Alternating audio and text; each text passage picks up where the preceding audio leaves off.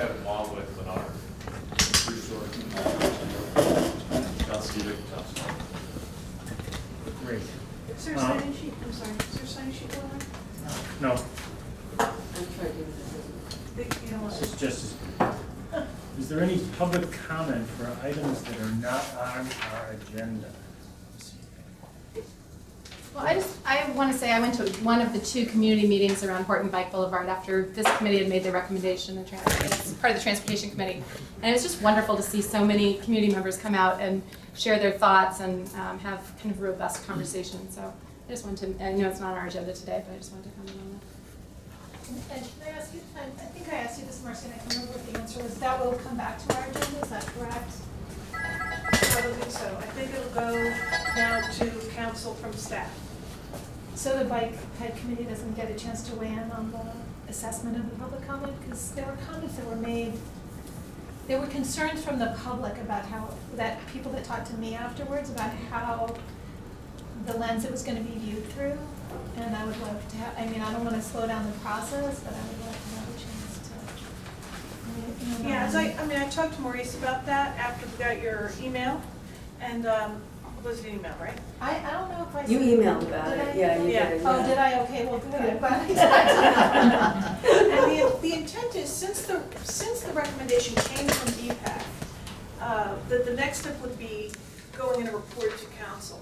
And obviously, council's still a public forum and Right, still right. up, so that would be the next opportunity to weigh in, Okay. as it's planned, yeah. And Any, can you let us know, Marcy, if you can alert us when it's going to council? Sure. Well, just, I don't I'm know sure who's we'll know. track. Well, I don't know who's track. After we jump and is there any members of the public who have anything else? I'll just add one short comment. As I was walking over here, I ran into somebody that lives at the terraces, and we started talking, and I told him that I was going to this meeting. He said, please tell the people to make sure that you use your lights when you're on your bikes, and I know the people probably always do, but he just had a bad experience where he was going down 40th Street on the green part. There was a guy way forward that has his flashing light on, but the guy behind him didn't, and he was really focused on seeing the visibility of the guy with the flashing light, and came way too close to the one that didn't. So he asked me to express that, and there you are.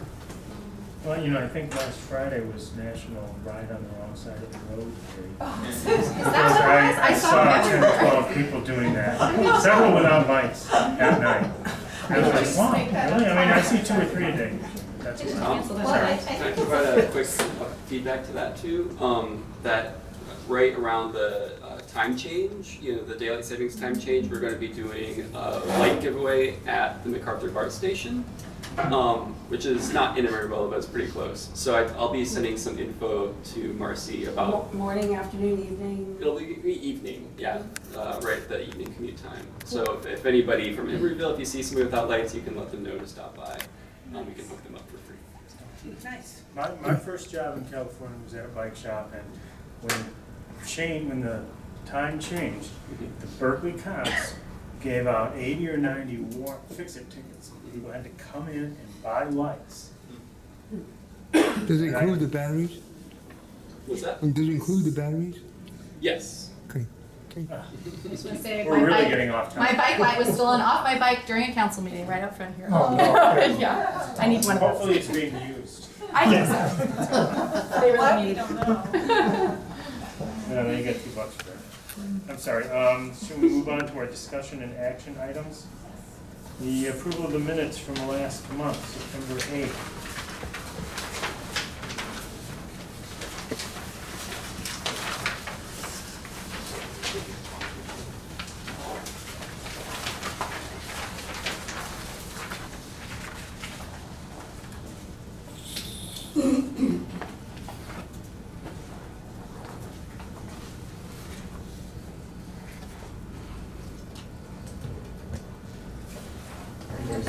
Marcy, under VA, it says that I express concern that removal of the bike lanes on Shelmon will reduce safety for cyclists by putting them in the door zone. I think my concern, I don't think they were removing bike lanes, my concern was adding adding curbside parking. No, I think you're right, Frank. That was the concern. That was I the think the concern. bike lanes are still Right, there, it's just okay. now they're next to curbside parking instead of being next to. That curb. addition of parked cars Next, yeah, next to the addition, bike lane. yeah, addition of parallel park cars next to the bike lane. Okay, thank you. Not removal of bike lanes. Yeah, the bike lanes I think are still there. Yeah. Yeah, I think that's, good. I remember that. Anything else? Remove approval? Good. Christie Avenue Park expansion plans. Yes, so, Go in. good evening, Chair Malik. Today we have this Christie Avenue Park expansion and redesign, which is a part of the Marketplace project.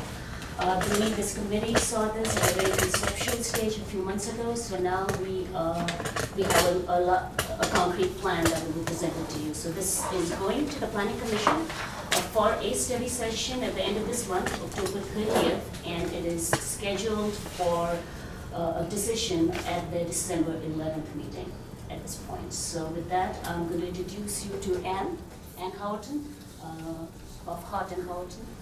Did you? Oh, okay. So I think everybody here knows Tim Bacon. I was here last month.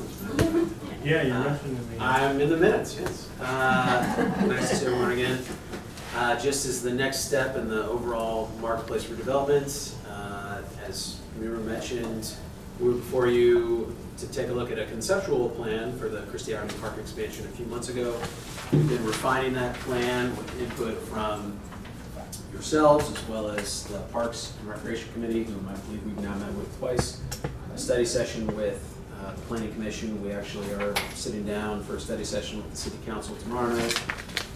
And so we'll be taking that input as well before our October 30th session. So we're excited about how the plans are developing and look forward to any input.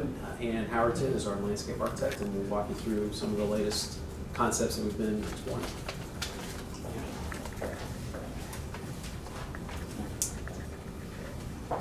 Hi, so we've brought a slide deck. We're going to show you our progress and a set of plans, and I think the best thing to do is we'll just page through it.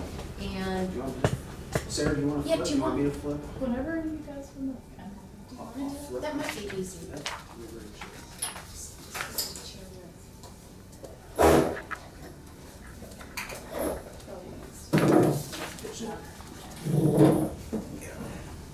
Okay, so I'm going to give you some overview and then we'll move into the conceptual design where we are with the park. So first of all, you're looking at the existing site photo and the red line is showing the proposed park area in its entirety. To the left is the existing area, and then you see a line that's just to the right of the mid-space, and proposed is the area to the right. You're looking at Christie Avenue at the top of the screen, just to orient you. These are some, everybody clear on where they are? This is the public market down here. Okay. I'm sorry, I just want to make sure I have it clear. So the park is now just that sort of green circle, and it will Yes. expand to go all the way up to. And it's expanding into this area that's currently a So it's- parking lot. So it's gonna go basically from block to block. from Yes, one it's to- moving in the northerly direction. This is Oh, the I see. It's all expansion area. Okay, I'm Okay. oriented now, thank you. Thank you. Okay. I'm sorry, I have a hard time. No, that's all right. I want to make sure everybody understands the park. Okay. Here's some typical slides of the existing condition. I'm just going to point out to you, there's a main walkway that does sort of a bias direction connection up to the public market from Christie. This is the area that's going to expand. So for those of you who know the site a little bit, it's cordoned off right now. That's a parking lot. This is a building under construction and on the north side of things. This is a big existing berm. It sort of creates a barricade or a visual kind of spatial barrier along Christie, probably designed as a wind baffle. I'm speculating on that. Its height is at least 8 feet. And then there's a walkway and a little bit of a stage. You can see what it looks like over here that was used for events at some time. So the berm is on the west side? It is on the south and west. Southwest. South and west. Okay. I So now I'm going to show you. There's the Yeah. berm. See that? It's a big crescent shape, and that view is taken from right here. Okay? This is the, Right, okay. okay? So on the other side. This will help too. You can see it And you there can as well. see, there's the This is more hardscape is the light gray. This is that amphitheater space with those two little stage elements. Okay. Actually, we're upside down. This is the, I'm sorry, just to confuse you, this one's flipped. This is the berm, this is Christie Avenue, this is the expansion area, okay? All right. So now acreage. There's an existing easement within here. This is 0.81 acres. The expansion area is 0.46. And there it is, just, you know, remove all the other lines and let you see the configuration in context of what's proposed, the surrounding parcels. So here's the existing public market. This is a city-owned parcel with, it's slated for some sort of low-income housing. It's off in the future. We don't know at what point it comes online. Here's Christie. This is the building that's under construction currently, and these are proposed parcels. Up here we have proposed residential housing here. This parcel, you can speak to, Tim. Yeah, I can speak to that. So I think this is similar to what we talked about at last month's meeting when we were introducing the potential residential projects with Avalon Bay, with multifamily and retail on the parcel, which is just north of the Hyatt Hotel. The future phase of replacement parking and retail and the realignment of Shell Mound and a potential retail multifamily use on parcel C, which is just to the north of the existing office building. So this general, what we call our full build-out plan, is generally unchanged from the last time that you saw it in September. Can I ask more stupid questions just to orient myself? Because I think I didn't Sure. quite understand this last month. So the two residential parcels we were looking at last month are A and C? A and D. A and D, okay, so D is where The UA Theater the is theater is, today. and well, C is where the theater parking lot is basically right now. Yeah. So it'll be right, just across the driveway from the public market. Yes. And that's gonna be residential as well. Potentially. We're still reviewing concepts for that. We haven't even submitted So, anything. so but that it's one in is, planning commission. okay, thank you. Okay, now we're getting to some of the fun stuff. So part of the interesting analysis we did was to figure out where we were gonna have morning sun, where we were going to have afternoon sun, and where we might have sun all day. And this particular shadow study is what we have, assuming there isn't construction in this lot. And then I'll show you another one. And of course, if a 5 or 6 story building goes in on the city land, then you get a very different configuration. So I'd like you to all notice that we do have a wonderful all-day sun area that we should take advantage of with the use, which I'll show you in development. And then what's interesting, The assumption for that is that's taking into account whatever height things are happening to the east as well, and the Emeryville developments, et cetera. it's taking into account everything, Okay. absolutely. In Okay. fact, this is the very interesting place that has morning light, and as the sun moves around behind the very high building here, Yeah. Pacific Park Plaza, you get a Right, very right, I different figured sun to shade switch. But it's interesting, no matter what, and I'm, we just put in 6 stories on the city land to see what that would do, and that was based on being told that had been discussed in the past. There's no new information on the table. Okay. But if it was taller, would it be no sun? If it was like 10 or 15 stories, would there still be sun all day Well, somewhere? How tall is PPP? 30. Clearly, you can get to a point where you have no light, Okay. but I don't want to speculate. And this is for every season? It's not dependent on the season? We took a look at the year. We looked at how much light we could have and how much we wouldn't when the angle is low. It is a composite, So so. that yellow part has sun all day and December 21st? So we have a pocket of all-day light, and then we have a park that really has morning sun in one area that switches to afternoon sun and vice versa. So next, this is to talk about tree removal. We're working with a horticulturalist who has a background in difficult soils and difficult sites in the Bay Area. Her name is Nelda Matheny with Hort Sciences. She's quite well known. I've worked with her for years. I really trust her science, and we are speculating. Well, we've paid for an arborist report to have them look at the quality of the existing trees. And there are a number of trees on the property now. They're not in great condition. It has something to do with the species selection probably, and the fact that we have high water table within 2 feet of the surface at certain times of year. And in fact, the civic input when we met with the community was talking about the fact that across the street on Christie, they've never had any luck with trees at all. So it is what it is. It's a difficult, challenging site. I do think that the situation could be improved upon by picking trees that are capable of surviving in a situation where they have some saturated soil seasonally. So we're taking a very strong look at that. This is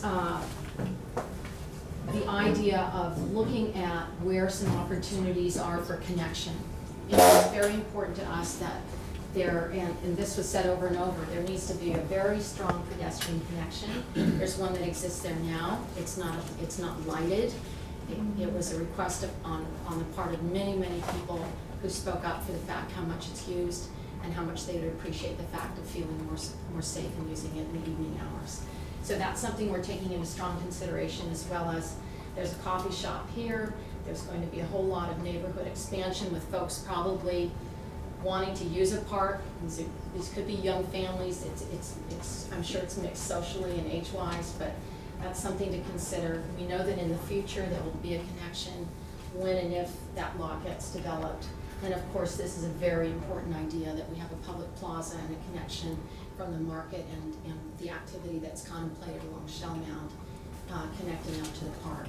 So we're keeping this in mind with our development of the park plan.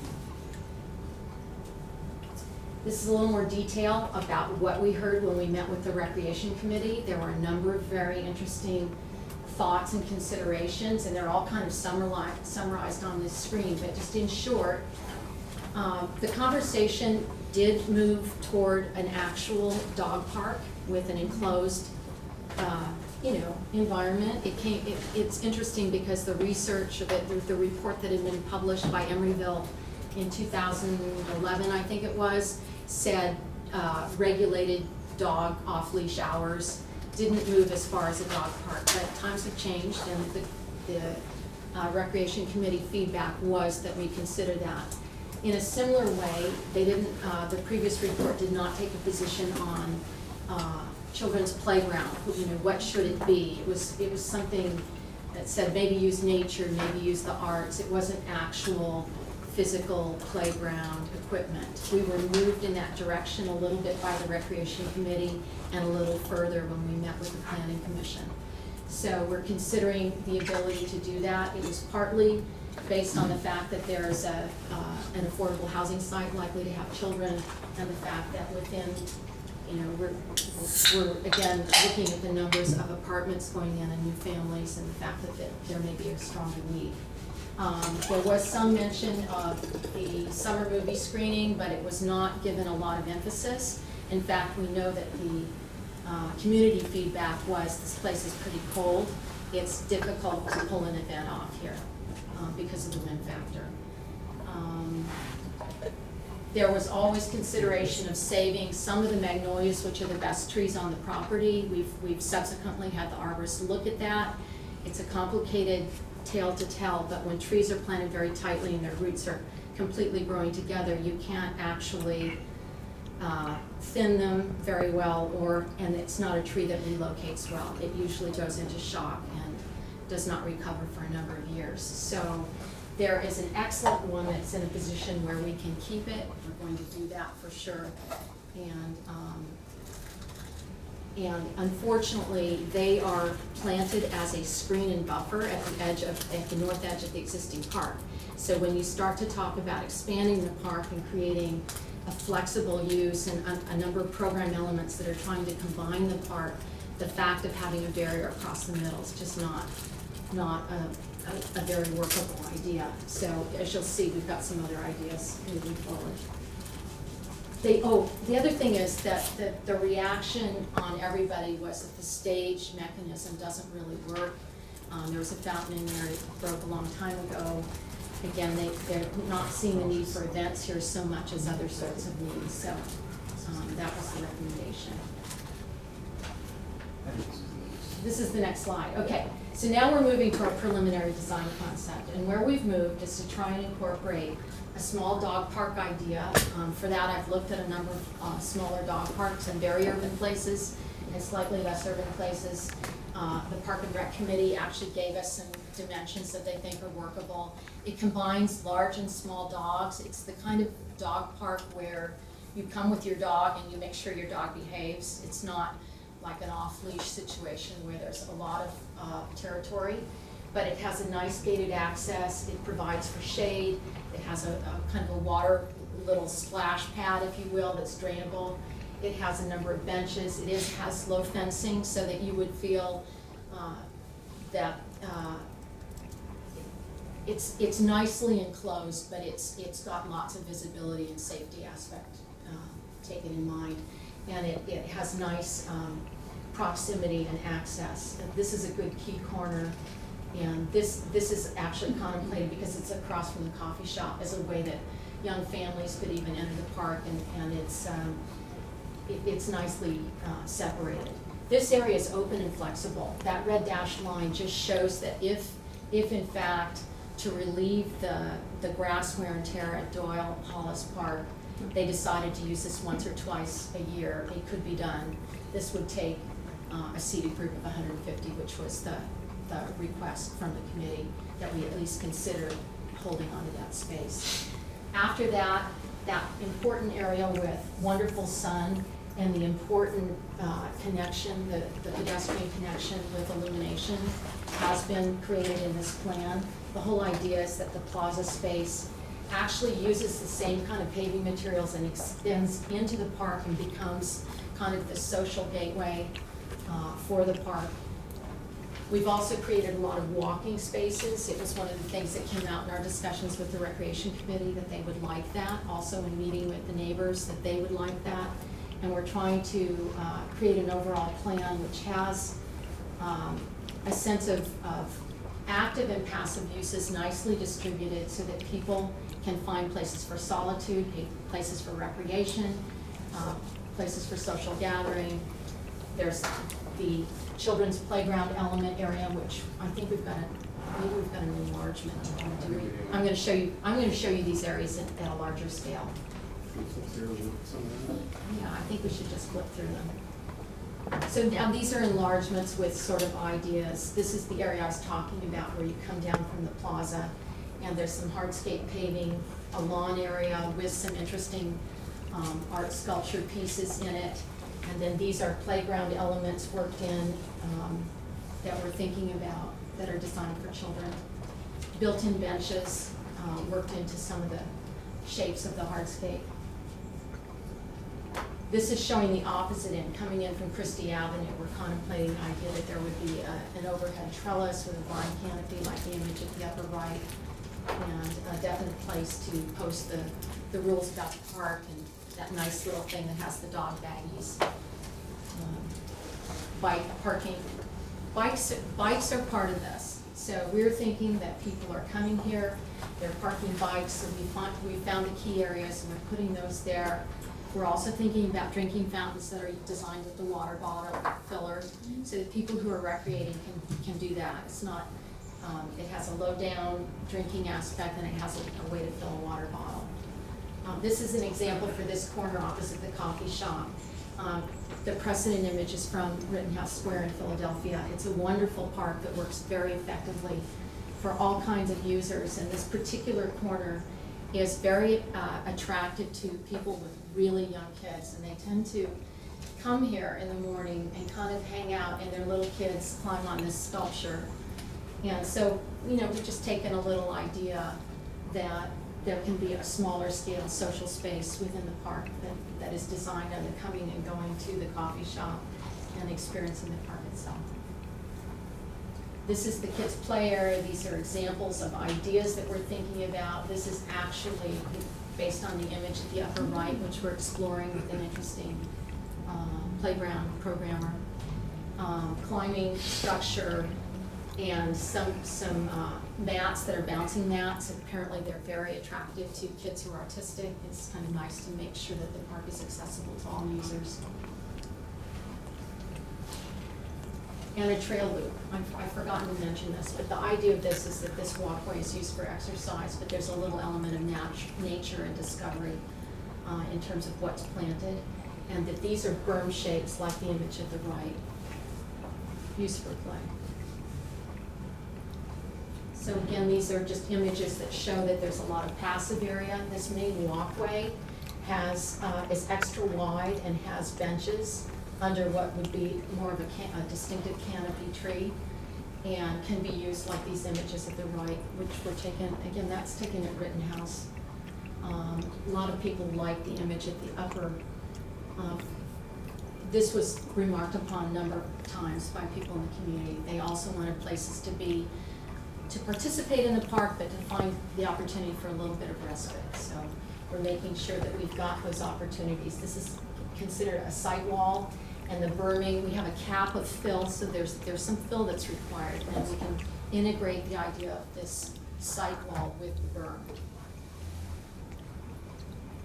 This is the ideas that inspired the dog park that I mentioned. This is a little wash station. You can hose off your dog. This is thought of as decomposed granite. This was the idea for the little water basin. And again, we've got some circular benches under these trees so you can look in every direction, as well as ones that line the perimeter. This is just where we're going with paving. As you can see, it's got a lot of non-hard area. These other areas are just a number of different finishes that we're talking about. The important one to note is that there's this thought that the main walkway pulls all the way up and into the plaza.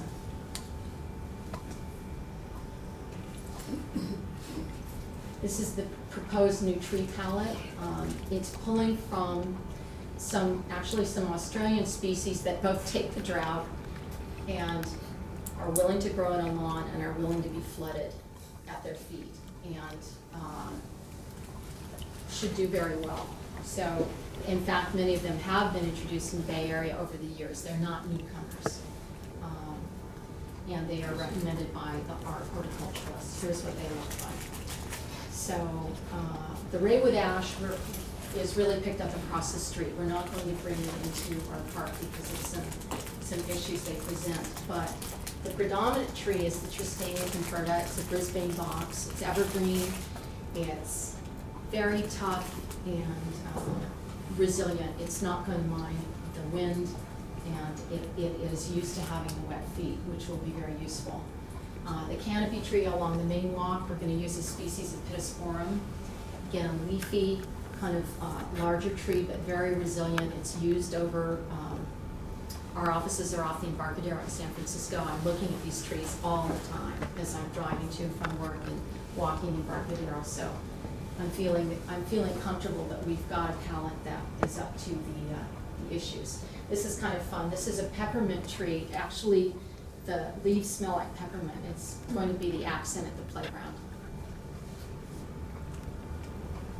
And so then finally, this is just showing you the ground planes. So the green areas are lawn, and the yellow areas are also grass, but they're native coastal grasses, which would be planted as sod and maintained a little higher with periodic mowing.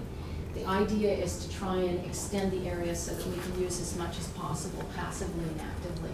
So these berms, in fact, would be slightly sculpted, but they can be used to sit on. You can picnic, read a book. You can walk up and over the berm, unlike the existing berm, which is pretty much a barrier. This is the palette of plants, gives you just a little sense. So when I said low water use, high traffic meadows that are actually lawns, that's what I meant. And then there are some reedier kinds of grasses that can create some little soft effects that should do very well in the wind and coastal conditions. Some of them are directly coastal. There's a little bit of miscanthus as a screen against that lot that's a vacant lot, where a little more height would be advantageous as a screen. This is a simple idea that Rosa rugosa, which is a coastal tolerant rose, could be a little bit of a bed along the main walkway. It's a tough plant. Here's a little more color that you can see. So it's grasses, it's ornamental grasses that are low maintenance, and it's some pops of color. So the idea was to put red trumpet vine on the arbor entry off of Christie. These are elements, and so this might be of interest to you. I want to point out where we're currently thinking about putting bike racks. So this is the symbol. So you can see at this entrance, bike racks, and then up here we're putting some.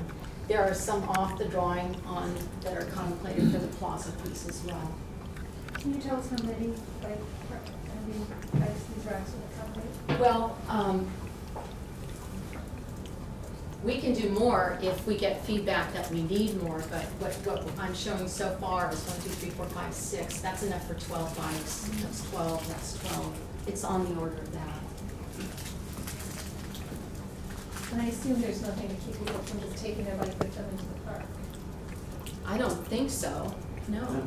I mean, ultimately, it'll be a city park, so the city It's the city's rules and rules, regulations right? will really. Yeah, that's what, people often end up doing that in the parks, just walking. I understand why. Yeah, you keep it with you, it's because it's kind of blocked right there if you're going in the park, you can be able to see it. Yes, Why not put some bike rack in the park? we could look at that. I mean, I mean, I'm just closer to thinking, where maybe people I come might down be. and, you wanna throw frisbee with a friend, and you've got that nice wide space there, or maybe you got a kid and you can use the smaller space, and then maybe you could have a rack. Or, I see that they're all around the outside of it, Uh-huh. and I don't, there's probably room to widen things out somewhere and put a bike rack on the main thing, or Maybe near the that's dog some park, Yeah, and some dog walkers. or one for the dog park in that meadow, something like that. Certainly, this is making a lot of sense to me. You might come here and. I'm thinking yeah. in the park, But I heard you also in the. not along the perimeter, just a thought. Where those benches are, one of those spaces could be racks, right? Sure. Do people ride their bike to walk their dog? Actually, a lot of people ride their bike and that is walking their dog. I see a lot of people with a dog running along the bike, lazy people, I guess. No, the guy on the skateboard with the dog. Yeah, I see that too. I've seen that guy. Yeah. That dog's fast. Yeah. Okay.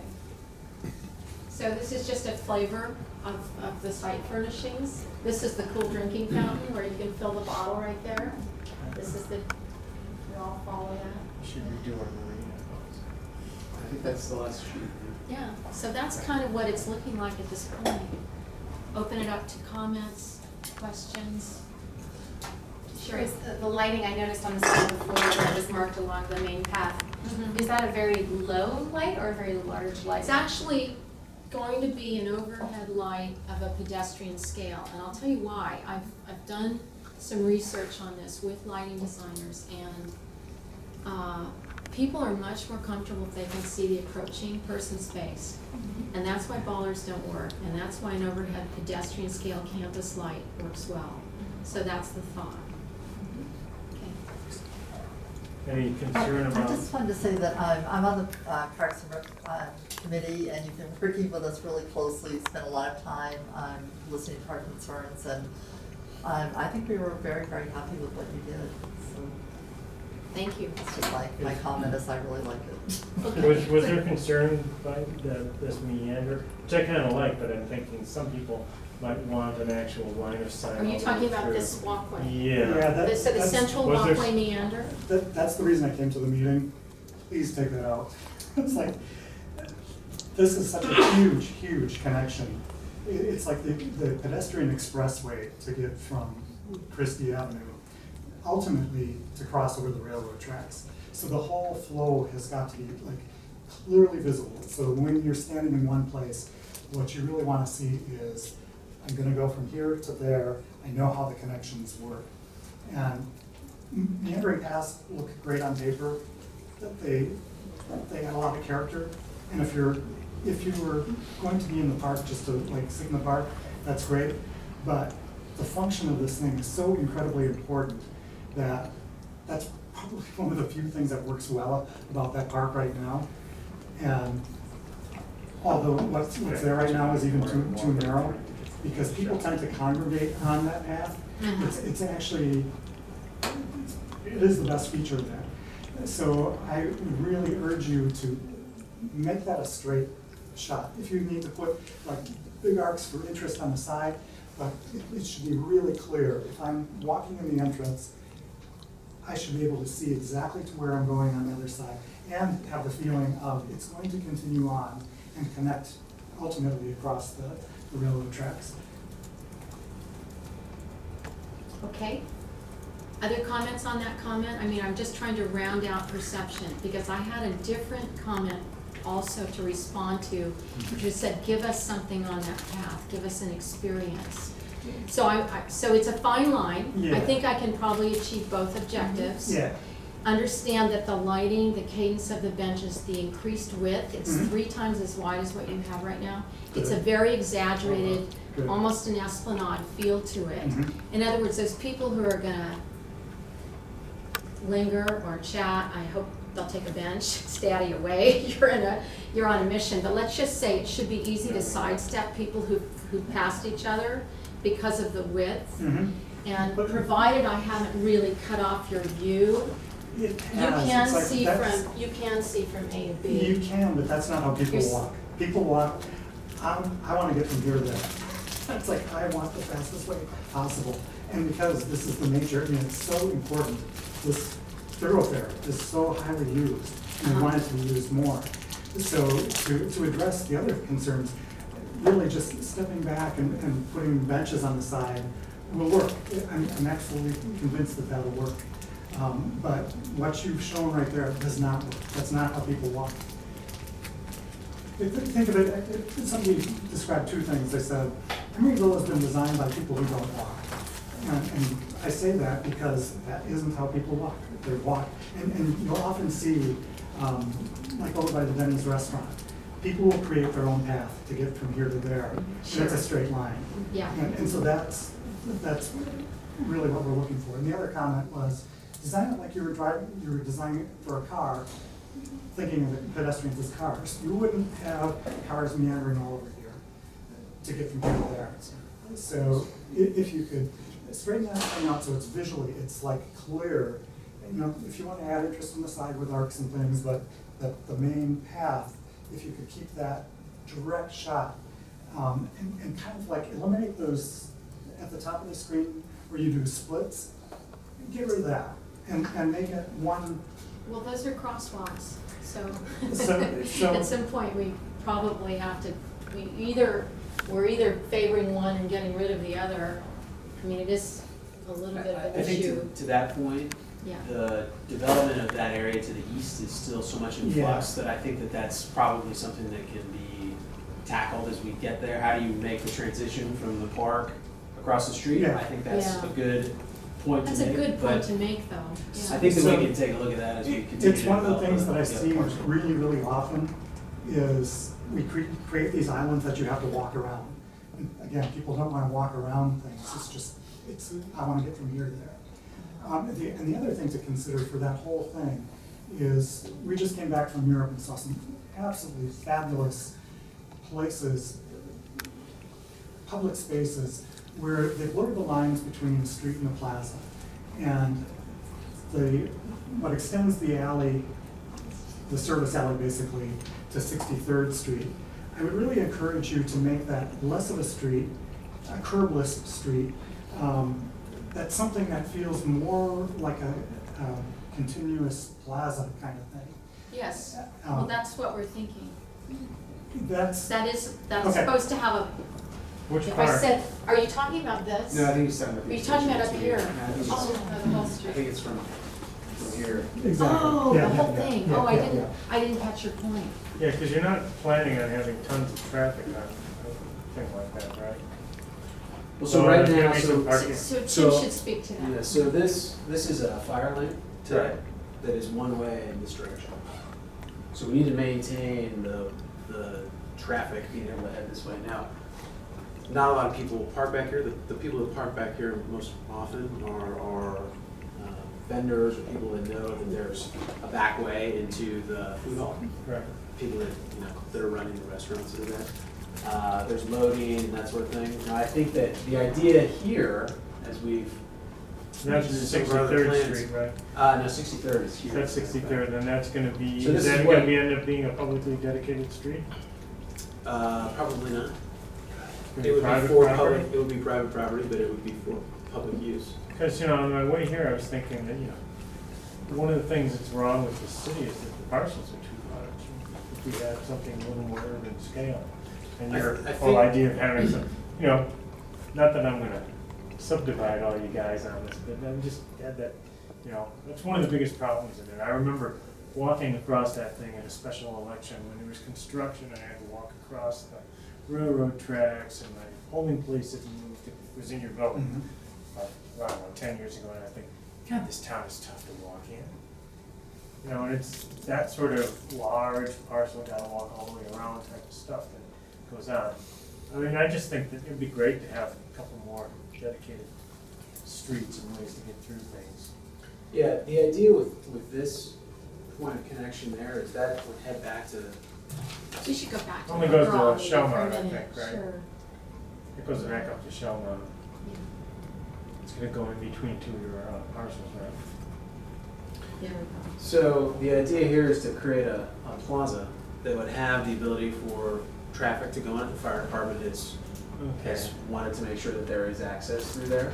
But our idea is to be able to close it down for farmers markets, for people to walk through, just to enjoy the area. And as Ann mentioned, the pathway that would come through here, the general idea is to carry Yeah, the if they were wide enough, they would materials. work probably. Right, so, as for this is to maintain vehicular access to whatever happens here, if it's retail or if it's multifamily or whatever it may be, as well as to continue the out nature of that one-way street on Okay. the existing public market. Are you gonna leave that as a one-way street? This right here? No, That would not have to that be. part. This part. would probably, we're trying to figure that out, but I think you'll have to maintain some sort of access here, and you'd have to sign it accordingly so that people don't. Okay, so you're thinking two-way there, Yes, so that you can get into parking or Right. Shellmount or up to Shellmount. that's right. Can I, Sorry. I just want to say something on what you said and what John said. I think what John's talking about is not taking away traffic, but making the sidewalks curbless, so there's more of Yeah. a seamless feel, Yeah, which Uh-huh. slows down traffic and Uh-huh. makes it feel a little more like pedestrian priority Mhm. space, even though cars are allowed, but You're not gonna be driving too fast on this. yeah, so I think that's a really nice idea, and, sort of tagging on what Tom was saying, I think one of my very first day when I first moved to Emeryville, I walked to Trader Joe's, I live across the tracks, and it took me 45 minutes, and I was really frustrated by the time I got there, and so I think one of the things we can do is signage, because I had no idea how to get where I was going, and it would be nice for somebody, the people who live at Pacific Park Plaza will obviously know where they're going, but for somebody who doesn't know what's on either side, if I'm looking like, well, I wanna get to the Amtrak station and I'm on this side of the park, where do I go? To have a sign showing that's what that, like they do on the bike things, Amtrak 0.1 mile. A little bit this- of kind wayfinding. Yeah, a little bit of Yeah, wayfinding would be okay. nice, and maybe even on the other side, Sure. pointing at direct destinations within. So you understood you had the option of going through the park as Right. opposed to around it. Yeah, so that people Distance. get that they, that there's Okay. a route through there, which is always obvious on the car routes, but it's not always obvious on the pedestrian routes, so it would be great to have that. And I had a couple of other comments, I think the dog park is a great idea, I think people will need that. I would love it if there were outdoor seating with tables. Doesn't have to be a ton, but I love the idea that I could go to the public market, get something and go eat outside. Or for the people, as somebody who was just working, I was just working in downtown Oakland recently, and there are not enough places if you bring your lunch to just go sit outside at a public park and not have to put it on your lap on a bench. It's the few places that there were tables, I was so thrilled with. So, there's offices near here, I think that would be a really nice amenity to have sort of at that end of the park, nearer to the playground. And also for people who wanna have picnics or whatever, it's nice to have some tables in addition to benches. So I would encourage you to do that. And I love the idea, I think people like to be able to walk around parks, I love the meandering path around, and I love the idea that there would be a sense of, being in sort of an arboretum. And I guess I would love it if the plants were more native, and it sounds like you are bringing in some native plants, but if trees have a really hard time, do there need to be so many trees other than the windbreak? What about bushes or other, where the trees are. So I just wanted to throw out that idea, and I just wanted to say that the red trumpet vine that's growing in our house, if we left for 5 years, you would come back and there would be nothing but red trumpet vines. It's like the plant that ate the world. So I'm sure you know way more about these plants than me as an arborist, but when you say red trumpet vine, I'm sort of You start to shudder. Yeah.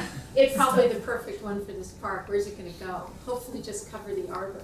I mean, Yeah, you would think.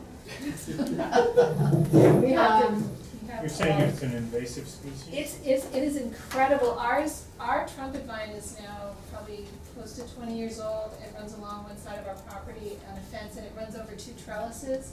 We cut it back continuously. It has like this wide of a swale, and yet it is amazingly productive, and people are, it's pretty, it blooms a lot.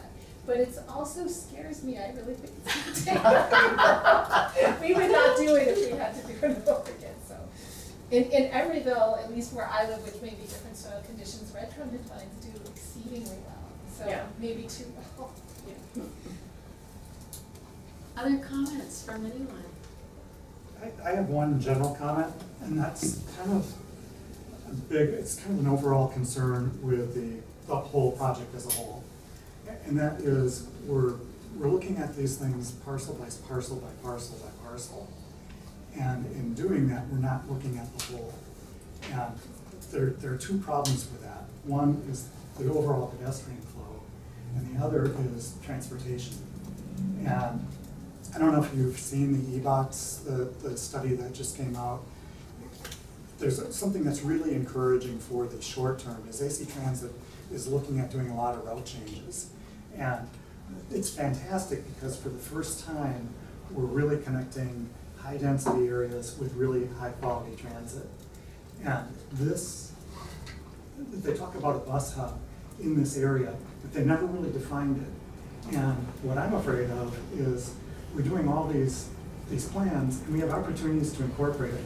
I would love to see it on 63rd Street next to the new, where the theater is right now. If you do that, my concern is, as much as I would love to see this park go forward right now, I'm concerned that by being premature here without knowing the whole flow of things, we have the opportunity to put in a really good transit center that's not on Shellmount, but gets the conflicts with the bikes off of Shellmount, and I think that's incredibly important. We have a place to put a carpool. We have a place to put a bike pod, which is also incredibly important. But that may also change the dimensions of the park, because it may take just expanding the width of the street 10 feet, but that 10 feet is like really critical. So you as developers of the overall project, I'd really just like to put that out there, and also for the Bike Ped Committee, that we look at how we're going to incorporate transit in this in a way that doesn't create all kinds of conflicts with our bikes. And there's pretty much nothing but from AC Transit down there, or what is there? Right now, there's a 26 that parks on Christie, and I think they're going to do away with that route. It's not a real useful route. We call it the meanderer, because it eventually gets to West Oakland, but if you take it once, you won't take it more than once.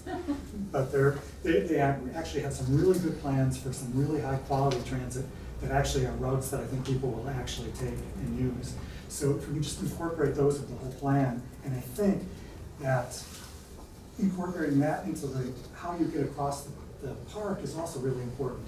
Because if the buses let out where the theaters are now, and people are going to PPP, how do they get from here to there, and what's the best way?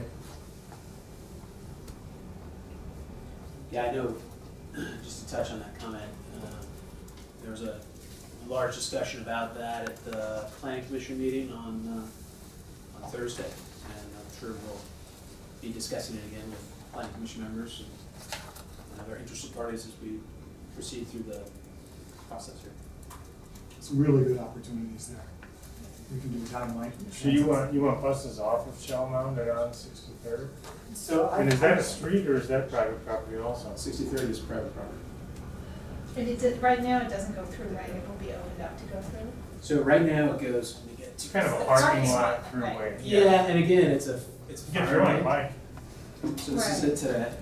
So it'll be more of a street once it's developed? That's the idea, you know, something that we heard, I think, from this committee early on in our process for the full build out, when we were looking at realigning Shell Mound and building the garage, is that at Bay Street, for example, the sidewalks are private, so you actually can, if you wanted to protest or something, or exercise your First Amendment rights in front of a store in Bay Street, you wouldn't necessarily have that opportunity to do there. The idea here would be to keep the use of the sidewalks for the public, dedicated for public use with the city, although the land itself would remain private. And we've spoken to the city about that on numerous occasions.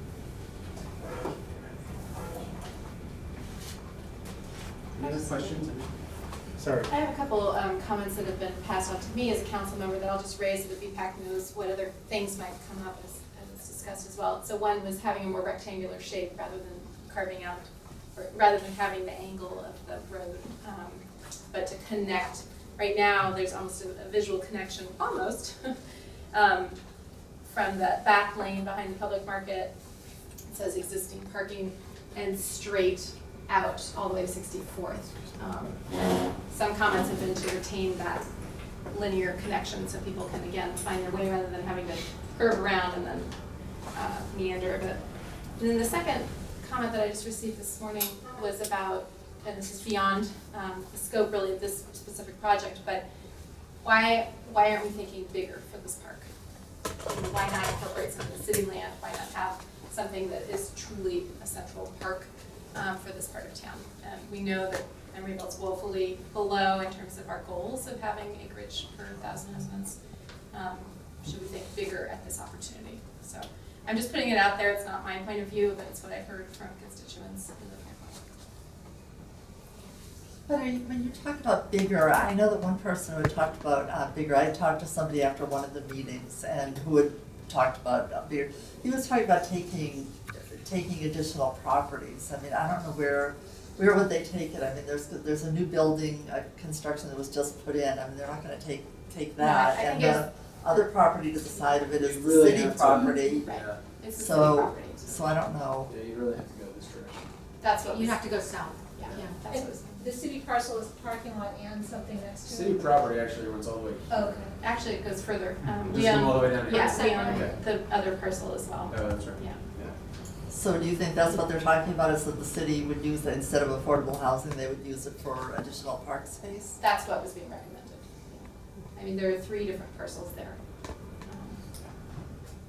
There are legal issues with what they were purchased for and the money it's used. Well, and it's Yeah, also. So I don't know thought they all were that. I tied haven't up looked with into it. different- yeah. It's just another idea, I think, to. Well, and I wonder if it's developed for affordable housing, maybe there could be, as part of that development, could be some park space on the north end of it that merges into this park in the future. The idea, generally, I'll just make a comment there, is that we had that thought, and you know, while this is maybe a smaller, this is not the best one to look at for that, let me go this one. You know, we did want to make sure that there were ways to get into the park from here, and right now it's so closed off. This is where that berm is today, and there's a pathway actually here that runs alongside this yard and the berm. And, you know, there's a few benches and some trees, but I don't think it gets utilized because of the easy pathway here. I'm sure you. It actually does. Does it really? It's used by a bad element, right? No, No? well, that does happen too, but like we regularly enter the public market. For some reason, we enter down the Windy Corridor Alley and go in one door and we come out the back door. I don't know why we do it, but we always walk through the parking lot and we do take that side area. Yeah. The idea though is to kind of bring it closer to this and to do, again, design a couple of entrances here. Well, it's designed for flexibility. Yeah. Once that design comes online, you could really create connection Right. at any point in any way that makes sense. So don't think that this design going forward in advance of that lot means that Right. they can't adjoin. They can. I have a question about the wind at this park. Is it dramatically more windy, say, than Doyle House Yeah. Park? Yes. It's like it's a totally It's different really climate. a Must be pleasure. because of that 30-story building. I think that's it. I think it is too. It's like there's a wind Wind tunnel. tunnel. It's just like it is in certain places in downtown Oakland and in San Francisco where it just doesn't stop. And then you walk out in the street and everything's just fine. And it's just like a totally different little. Can we use that, Atmosphere. or would there be some kind of kite line? Yeah, or we could have like a windmills or something. Right, Well, they have that little piece of art there right by the Pete's Coffee. Oh, do they? It It's flies up and down. Oh, that's really cool. But the one music event that I went to that the city had there, it was just freezing. Everybody was dressed Right. up in, they Yeah. had, people who thought to bring hats and Yeah. mittens and, it was just really incredibly unpleasant. Was that evening part? Yeah, well, it was about 6 o'clock. So, And yeah, it that's was amazing. evening, but it was not late in the What's evening. the Well, midday? but how about in the morning? It's gotta be calm relatively in the morning. It's relatively calm. It's definitely in the summer, the winds pick up in the afternoon right off the bay and it really gets blasted. But, but it's like, it is such a different climate when we walk through Christie Park and then go over to Doyle Hollis Park. It's almost like 10 degrees Yeah. warmer. It's just Totally like different. really different. Anything else we have here right now, folks? Will the trees do anything for the wind, or you done some You sort of know, wind study? Well, That the might be wind negative for the swirls, sun. the problem is simply not gonna be, Yeah, we have to take that 30-story building down. yeah, That's we have to right. take into account. We should start at the top. What parts aren't gonna be windy, or is the whole park windy? What parts are There isn't like any less windy? reason to think when it's windy, there's a sheltered aspect to the park. I don't think that can be done, and if the 10-foot Right. berm didn't do it, Well, what I was saying, like, as it Yeah. is right now, like, you did that study of where the sun would hit. Is there some Right. parts that are just not as windy as others, or is it all windy? That's a good question. I don't really know. Does When- the building block go in? Yeah, that event that, I don't know if it was the same one you were at, but I went to one and it was very unpleasant, the whole park. I mean, it was hard for people to stay there. No, I will say that that's gonna be where the parking lot was for, the United Artists Theater, and, I mean, I've parked in that area a number of times when I've been there for the theater or for, the public market, and I don't remember walking through that side of the park as being particularly, I don't remember walking through and thinking, oh, this is really windy and unpleasant, it just. Yeah. I think on some days it will be sometimes. They're nice maybe, days and but they're not windy quite the days. same rate as at the other side. In talking about another part of the project, actually talking to a wind consultant, the thing that happens is that wind will travel from high to low pressure areas, right? So the low pressure area is basically the back side, the east side of PPP. So what happens is the wind will seek the low pressure from the high pressure, and it'll kind of whip around both sides. Oh. And that happens to be right about here. So, that's just kind of the way that the building is constructed is, you have to deal with that. I was looking at it as it relates to the office building and the wind that is created through that alley there, and it's kind of a similar effect, but kind of because of the two-story low building that's in front of it, it makes it different. Can I ask what the reason is for the curve in the alleyway in the street at the top? Was it just to Here. have a smaller footprint for the park and a larger footprint for the parcel, is it C? No, it is C, yeah, that's what we call that parcel. The idea was the acreage of the park is actually slightly larger than what was requested by the city in the entitlement approvals in 2008. So it wasn't meant to, play any games with shrinking square footage or anything like that. We do think that there's some value in expanding that parcel such that you can have both some retail, which we're still hoping will be a grocer. We're continuing to have conversations with potential grocery stores about that parcel. Let me go to an overall site plan again, just so we're all on the same page. And then with some component of what we believe would be some really kind of building on the density that's being worked on in this area, both with the Essex building and then the proposed parcel D property, to have just another base of multifamily that kind of stays within the limits of the earlier approval as far as the number of units and that sort of thing. Okay, so is this considered an action item? we trying to make a, It's discussion slash action, Yeah. so it doesn't have to be action. because we've really spent a bunch of time on this, we've got another big item. Is there, Seemed like we had kind of disparate comments, I think Yeah. there's one thing that the whole committee wanted to recommend. like parking inside the park? Can we finish up? I think we should recommend that the comments be passed forward to the planning commission. And that, does that happen automatically, or do we? Yeah, well, it's not that they're gonna read it, yeah. I've been told they read it. They also presented at Right, the that's right. presentation. I quote all the committee's comments, the key Yeah. main Okay, comments. so, Yeah, so that becomes part of the report of the planning commission. okay, so shall we move on? To Sherwin-Williams, thank you. Okay, Thank you very much. Hey Marcy, can you get a copy of this slide deck and then share it with the BPAC email group? Because it wasn't included, there was no link in the minutes. No, there wasn't, yeah. Haley? I'm sorry? Robert was asking if we could share these slides with the BPAC list. So you actually want to send that to me, I can. You mean the presentation that was shown by? Yes. Yeah, absolutely. Yeah, okay. So we're moving to the Sherwin-Williams project. You may recall about almost a year ago, they had come in and with a proposal which went to almost all committees of the city as a study session. And since then, they have now made a formal application, and that's what they will be presenting. So after the BPAC, it's going to the Parks and Recreation Committee next week.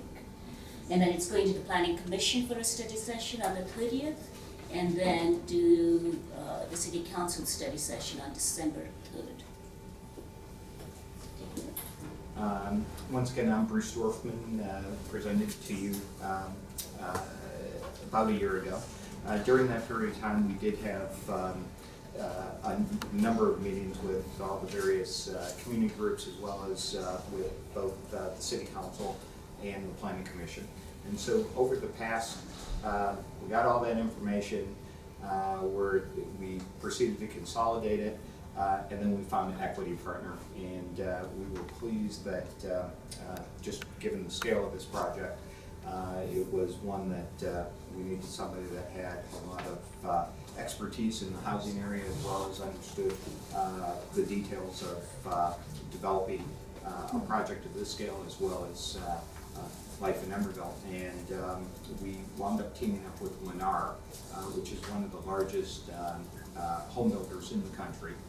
And Kevin Law from Lennar is here today and formed a joint venture to develop this.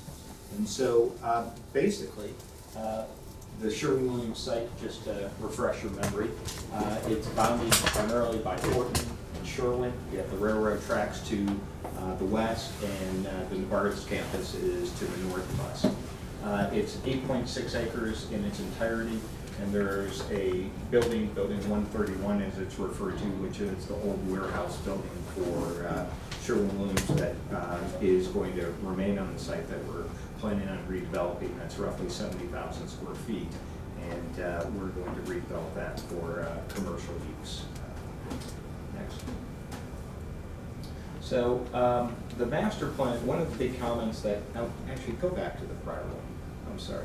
One of the big issues is this site right here. The city acquired the site some years ago. It's been remediated, and it's to become a park. It's tied up right now in the state's dissolution of the redevelopment agency. But one of the major comments that we got at numerous levels and repeatedly was to incorporate this site into our plan. So while we kept our plan in many ways very similar in terms of its overall structure, one of the big elements that we focused on was how to incorporate that site into the city park into our plan. So moving forward. So this shows what we're considering doing. If you remember, we previously had one building here, another building here, and a third building there, as well as parcel A, which is the existing building right on Horton. I'll mention that another element that we're showing, I can't remember if we necessarily showed it to the BPAC the last time we were here, but we do have the diverter on board. So we're anticipating that's going to be approved at the city level. Again, it's not necessarily a project improvement, although somehow I imagine that we'll be funding it and probably installing it as well. But net, I think it's going to be approved separate from our project. But what we have done is we've created a finer grain for the overall site. We've shortened the blocks. We've created more development parcels. So we're actually creating, a better sense of neighborhood. And basically, one thing I can point to is now coming off of Horton, going to what we refer to as Hubbard Circle. There's a street going all the way through, and on the west side of the site, parcel C, which used to be a single building, is now broken up. And in fact, we moved the park from here internally, so that again, we met the desires that we heard from the public, from themselves over the past year. Relative to bicycle access, we do have connections from Horton Landing, both along the tracks, tied into Halleck. We also have another way through the center of the project for both bicycles and pedestrians, as well as, again, the Horton bike path, or bike lane. So the project itself has somewhere in the range of 3 acres of open space in its entirety, a little bit more than 3 acres. We're looking, this is again is a conceptual plan. We're just starting our public review, and we'll get more comments obviously from you as well as from the other groups. A couple of things that we're trying to do, we're trying to create some activity down at the north end of the site. I already received feedback that we have enough basketball courts. We're at the public tennis courts in town. We have none. So subsequently, those could be public tennis courts. You heard from my wife. I would totally disagree with that, just so you know. There's where are the public basketball courts other than the one on Dole Street? Are there other ones? Stanford, Hollis Park. It's a half court and it is used constantly, and I think there's a huge need for a full court basketball. Okay. And Well, I'm not saying that there shouldn't be tennis, but I think basketball will get used way more. okay. Once again, we'll be Honestly, going I through just that wanna say, process. I We'll think that's we'll get more I think input, there's a I'm racial sure. thing going on there about who uses basketball courts. Just relative to the project as a whole, again, we're looking at basically parcel A will be redeveloped for commercial office use. It's roughly 70,000 square feet. We're also looking at putting in roughly 10 to 15,000 square feet of retail combined with restaurants, some smaller stores. We talked about dog groomers. We talked about there is no bike shop in town. So those sorts of elements. We actually had identified a year ago a bike shop operator that works at BART stations that does the bike checks, and he was interested in an opening bicycle cafe that would be a place where you could take and work on your bike at the same time he could serve you. And I said, interesting combination. Anyway, so that's one thing that's out there. In total, there's now 530 units that we're looking at across the various development parcels. And they range, again, we're going to have a line of diversity of the product mix as well as architecture. We're committed to having different architects on each one of the major parcels. So parcel C, parcel B, and parcel D, as well as parcel A, would all have their own architects. So we are creating, although thematically, some similar design elements, unique buildings, and they would also be unique in terms of product type. So we won't be doing the same thing everywhere.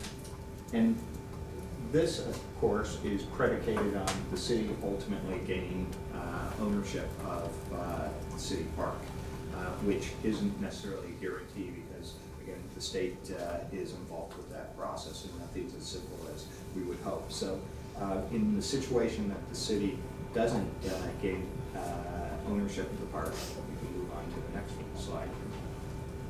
Oh, keep on going, actually. This, back. No, how do you wind up there? Keep on going. Okay. Ah, there we go. We wind up in a situation where if the city park comes along later, it can be redeveloped then, and our parcel C1 just moves to the east and stays on our property.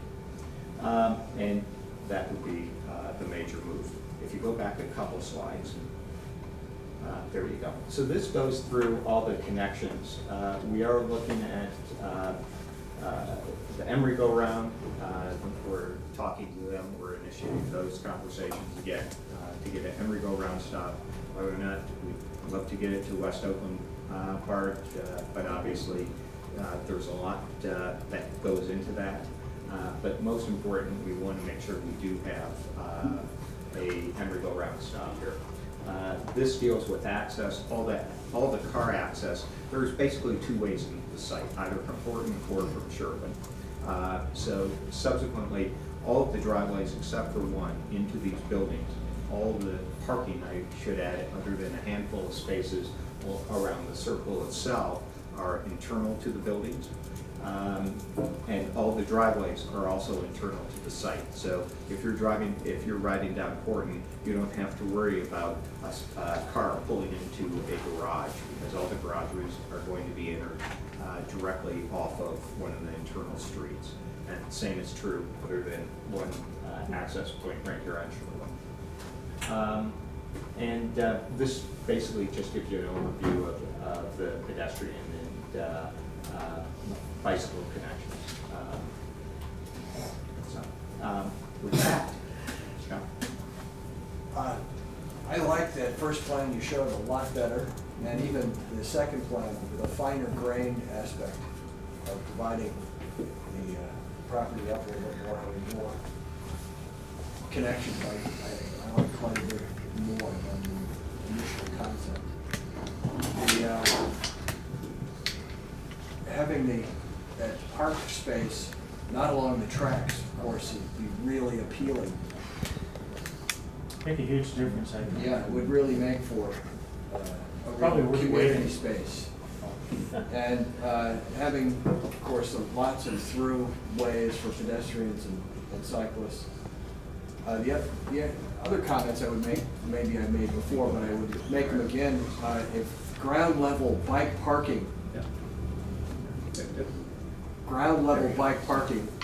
really makes a difference for people actively using their bikes, not having to go down 2 floors in a parking garage, but being able to just get your bike and go faster than would be if you were to use your car. And this is the kind of thing that I think would make Emeryville very appealing to live in the future. If you could just easily go to and from the site on your bike.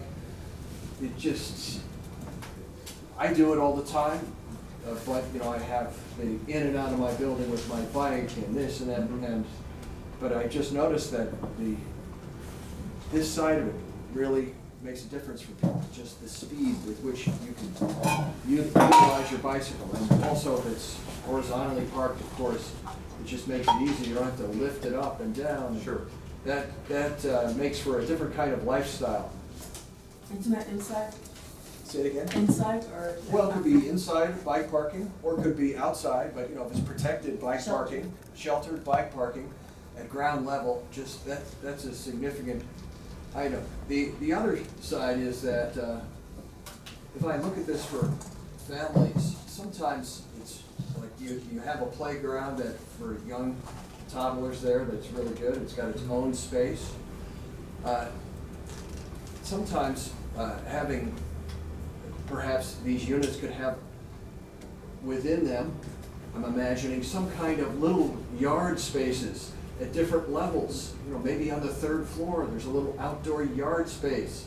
So you have little micro communities that families would find very appealing within the units, so that they can feel like this is our little playground. And it just, going forward in our city's future, if we can accommodate families in this kind of way that I think we would find in ourselves a more livable city for just that kind of way.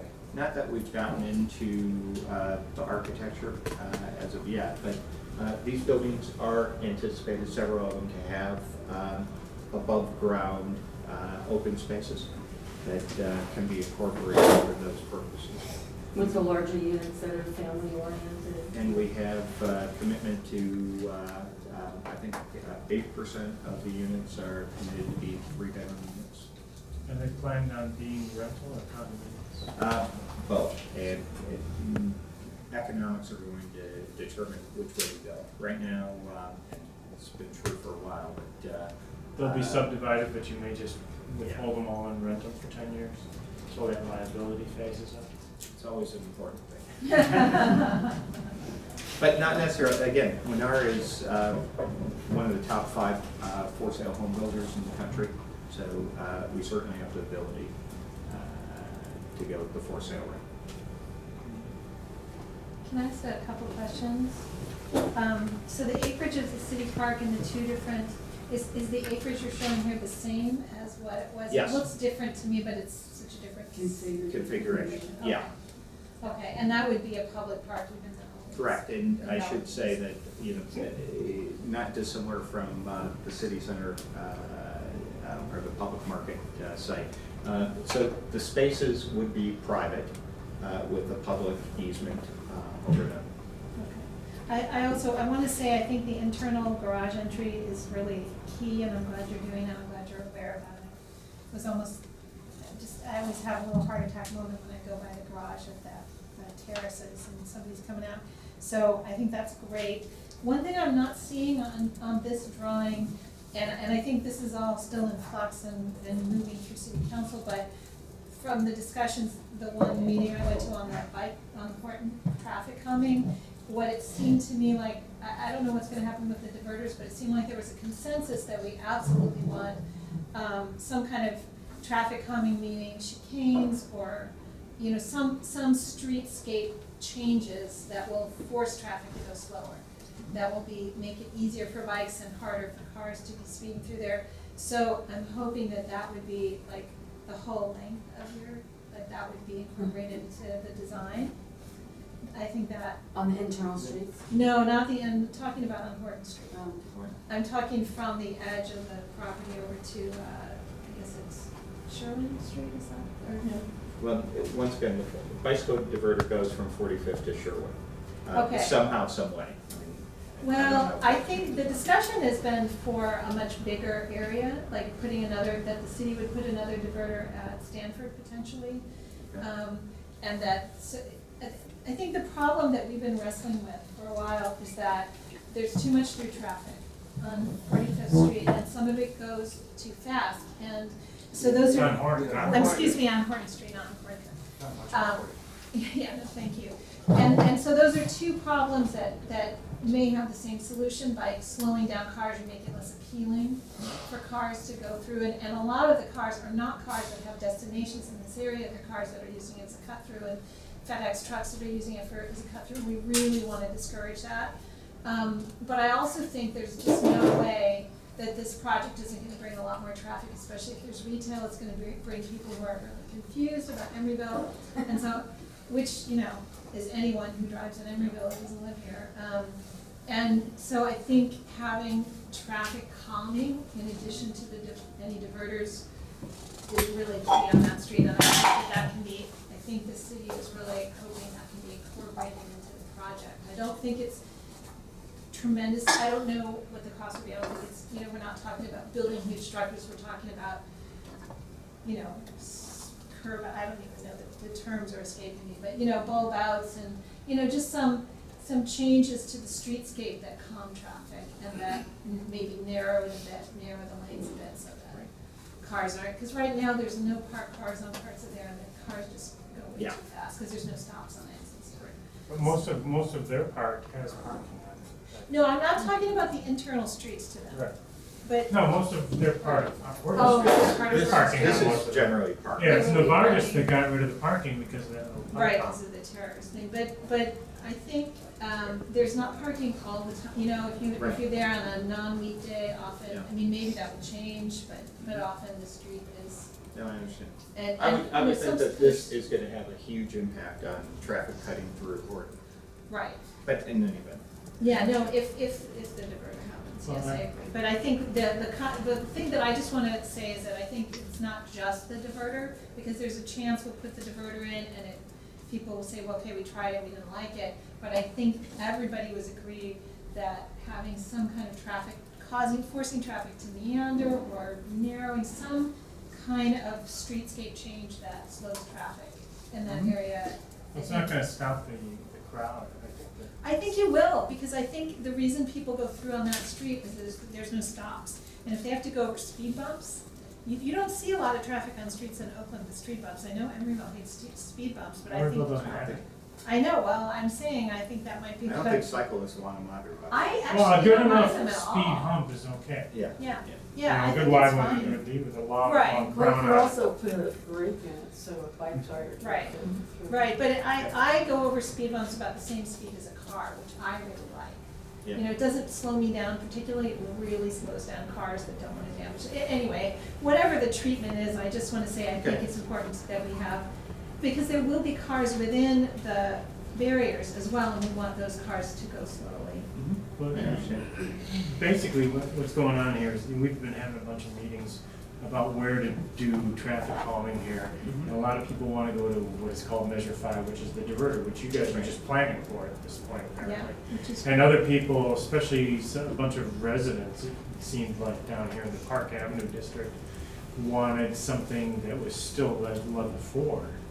And then almost everybody wanted a diverter further up at Stanford Street. Yeah, and I don't know what That happened was at the the other experience that meeting. I had at the one meeting I was at. Yeah. And you guys are basically planning level 5 for us already, a permanent level 5. By the which- way, that was just in response to what we heard when Right, we right. did this first set of meetings. Right, which So, I'm sure it makes the people, let me see, in Scott's building happy, but maybe not the people in Brian's building. Yeah, people talk about pitting neighbors against neighbors, and I guess I try to change that conversation a little bit. But I think Tom and Laura are both right, and I just want to kind of piggyback on what they said, Bruce, in that the conversation is still happening around how to reduce volumes and speeds on Horton. And I, for one, was thrilled that you were so responsive to show that you were willing to consider level 5 traffic. That may not be the way that the city's going to go, but we'll have something that will reduce volume and speed on Horton, and hopefully that will be incorporated into Sherwin-Williams design, which Right. will be completed sometime in 2018. There you Right? go. Yeah, So we have look lots of forward time that. to try some, Yeah. you know, try some I know. things before that. Another thing, so you're swapping a city parcel for, would you buy it from the city if they get it, or what do you do? Because otherwise, one would assume that the park would be, you'd swap, and It then was the gonna park be a would be, swap, yeah. would be city property and it would be a city park. Yeah, no, That's the it's a intent. swap. It's a swap, so it's like for like, we're responsible, or in concept, we'll be building the city park for the city. Yeah, but it's And public property. It's public, Yeah. yeah. Just checking on that. And just remind me, I know we've discussed this, but I just can't remember, so assuming we get the money to build the 53rd Street Bridge, which we Mhm. hope we do, the bridge to Bay Street, that's at the north. Martin Landing, that's right up here. Oh, That's what's that's just shown. north of the, okay, so Yes. that would have a connection to the bike path. Yeah, it really shows the unculverted part of the creek there pretty well. There's Kayak another, rentals. there's another amenity I just want to point out in the neighborhood that would make it even more fine grained that's in the future, it's in the general plan, which is a pedestrian path next to one of our co-op buildings, right in the lower left corner here, is that? Lower left. Do you see that pink area right there that is, yes. And all the parking. Just to the, where that parking is, it would, a pedestrian path is supposed to go through in the future. Is that Pete's parking lot? Yes, Pete's parking lot now, but the general plan calls for, you know, when that property transfers, a pedestrian path to Holden Street. So this could be the fine grainness could continue through this in a really nice way that would make it very livable. And you can walk your dog, take a stroll kind of way. The bike path that currently ends at Powell and Hollis Street, does that continue into this property? It goes behind it, I think, and Along then the along there, tracks? and then along the tracks. This is Yeah, that's where it would be, Okay, yeah. so that's an extension, a continuation, and then that continues to 40th? To nowhere. It- Literally to nowhere. We can commit to That's not Halleck. their fault. Yeah. Yeah, I have to say I was very strongly opposed to that alignment because it really takes bikes to, I mean, you can go back to Wood Street back there, but it's not a terribly safe or appealing route for bikes, and it's not an actual bike route, and I hate, you would never build a car road where you dump cars out and say, I don't know where you go from here, you know, empty field, whatever. You wouldn't do that, and that's kind of what we've done with bikes here. But I want to say, I don't know if this is new from the last time we saw the plan, but I like that the path leads through the center of the project, and I think That was feedback from you. yeah, I think that's a much better, I'm glad that option's in there, I think that's a much better alignment, I think it's much more useful for bicyclists, and it gives bicyclists really nice access to the property that they can sort of cut off and go through there, So go through the middle of the park, and then where does that come out? so they could That's go this way. through and And go, go on see there's a Hubbard. path, Onto Hubbard. instead of going along the tracks, you can veer off and go straight through the development, which I think is a really good addition. I like that. So first of all, I love how you've improved things overall with the grid. This is so much better than what we've seen before. And I think it's just so much more workable. I like where the park is and all that. Kind of what Scott was saying, I live in PPP and there's a bike locker on the first floor. I really encourage you not only to do the first floor bikes, but bike lockers, incorporate that in anything that you do. Because that makes a world of difference between me using my bike and not using my bike. It's just, it's as easy for me to use my bike as it is for me to walk over my car. And the last thing is, the city is looking at the e-bikes, the Emeryville Berkeley Open Transit Study, the options that long-term vision is a streetcar, which I would love to see, and I'd love to see. I read that. Yeah. Incorporated in this design, possibly, because I think for it to reach its ultimate potential, it should be able to connect with the pedestrian bridge on this side of the tracks. And it's going to be a one-way loop, so it'll be coming through here southbound, so it's only one track. You want to put a streetcar on Cortlandt Street? No, through this. Through the this, development? Yeah, and From where to where? Yeah. so basically, I think what you could do is you could parallel the path that's closest to the railroad tracks. And so keep in mind one thing, streetcars are less obtrusive than an underground bus. They're narrow and quiet and stay on a very fixed track. And we just got back from Europe in many cities, several cities, we saw where they have a streetcar right next to a pedestrian bike path. And it's a pretty common thing in Europe. So just something to keep in mind, because this is how I think we can really handle we're densifying this area. How do we make the transit, bring the transit up to the level that the density is going to require? Yeah, I don't know if this matters, but so that's the old rail yard. And Union Pacific isn't using some of those lines anymore that are closest to the Sherwin side, so. And this could be, I think this could actually be I mean, incorporated. maybe you even have the track in place. Yeah. I don't know how to work, but what I think you've it's a shown, narrower gauge. what you've shown here, Yeah. I think is absolutely workable with a little minor tweaking. And I don't think even major tweaking. I think it could be done. So where would the streetcar go going south? Goes to Park Street? No, connect to 40th. Connect to 40 and then go up 40th? And go 40th to MacArthur Bar. So it provided, and then there's another route, so So where's it go going north? northbound, up to crossing over the Paul Street Bridge, does a little loop around, basically at the marketplace, which is the importance of why we need to start talking about transit now. You can't go So under. it would be the house. just Emeryville? So there's multiple ones. Actually, I encourage you to take a look at the e-box, go to the city website for the e-box, the study, because it's some pretty cool stuff. And that's a long-term vision, but there's some really good short-term transit stuff going on too. And it would raise your property value immensely. Once again, we're all in favor of connectivity, so.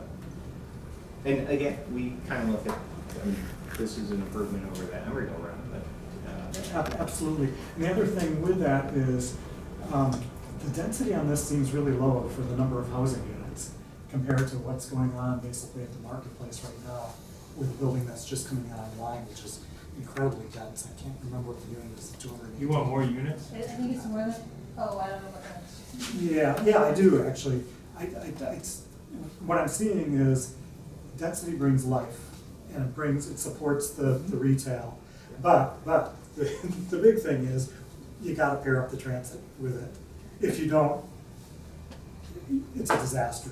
If you do, it creates a vibrant, walkable city because you've got eyes on the street, you've got activity on the street, you've got life, and really doing that really accomplishes what the Park Avenue District Plan really sets out to do, and that's really to make this an energized, lively area.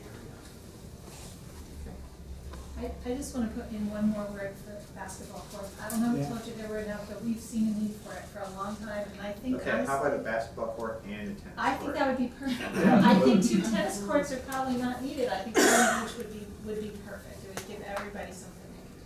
That's a lovely idea. Well, Okay, while you're dreaming about streetcars here, why not, I mean, when you look at this huge site here, I'm thinking, why wouldn't the streetcar come down that nice little campus plaza? It would. Here I am moving buildings for you guys, but, Like down the center? but while we're dreaming, yeah, right down the middle of the damn thing. Then you gotta stop right there, your retail would definitely get activized there. Exactly, Right, that's exactly people where could I'm step off envisioning. of a streetcar, Yeah, that holds, what, 30 people or something like that, right? Yeah, or more. They're yeah. smaller, bigger ones. They're small. I mean, But they all 40 or 50 people? Yeah, probably more than that because you stand. A lot of people stand. But I call it the Prius of light rail. It's kind of like small, pedestrian scale. Okay. Any other comments, questions? I love where that park would be if it's done right. By the way, we will have open tables in this Oh, park. great, fantastic. Listening to Tables. your prior. Yeah, Yes, we thank actually, you.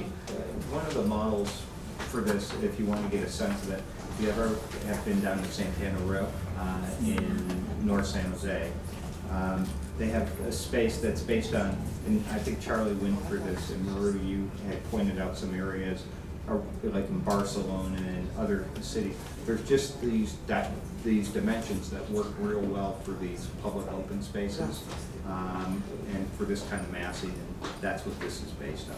And so it includes places where people can sit and chill Absolutely. outside. And, That's and awesome. again, we'll be coming back obviously for the detail More with the design. Parks Committee, and we'll be back here, I'm sure, in Cool. Okay, well, one last comment from me is, the little kids have to play next to the railroad tracks? Are you kidding me? You little kids love the They're railroad. kind of- Little Well, kids go to yes. the train station to watch the Or train. 4th Street? Yeah, I The mean, kids, seriously, the kids do get nuts every time the train. My Yes. neighbors have gone to watch the trains. The kids really love it. Okay. Any other As long as they don't sit there with 4 Gs. You know, here's the great I thing think about yeah. this site as well, is the fact that unlike further to the north, and obviously as you go into Oakland, there's no on-grade parking here, or on-grade crossings here. Oh, so they don't some- get blown up. you don't get the horn, yeah.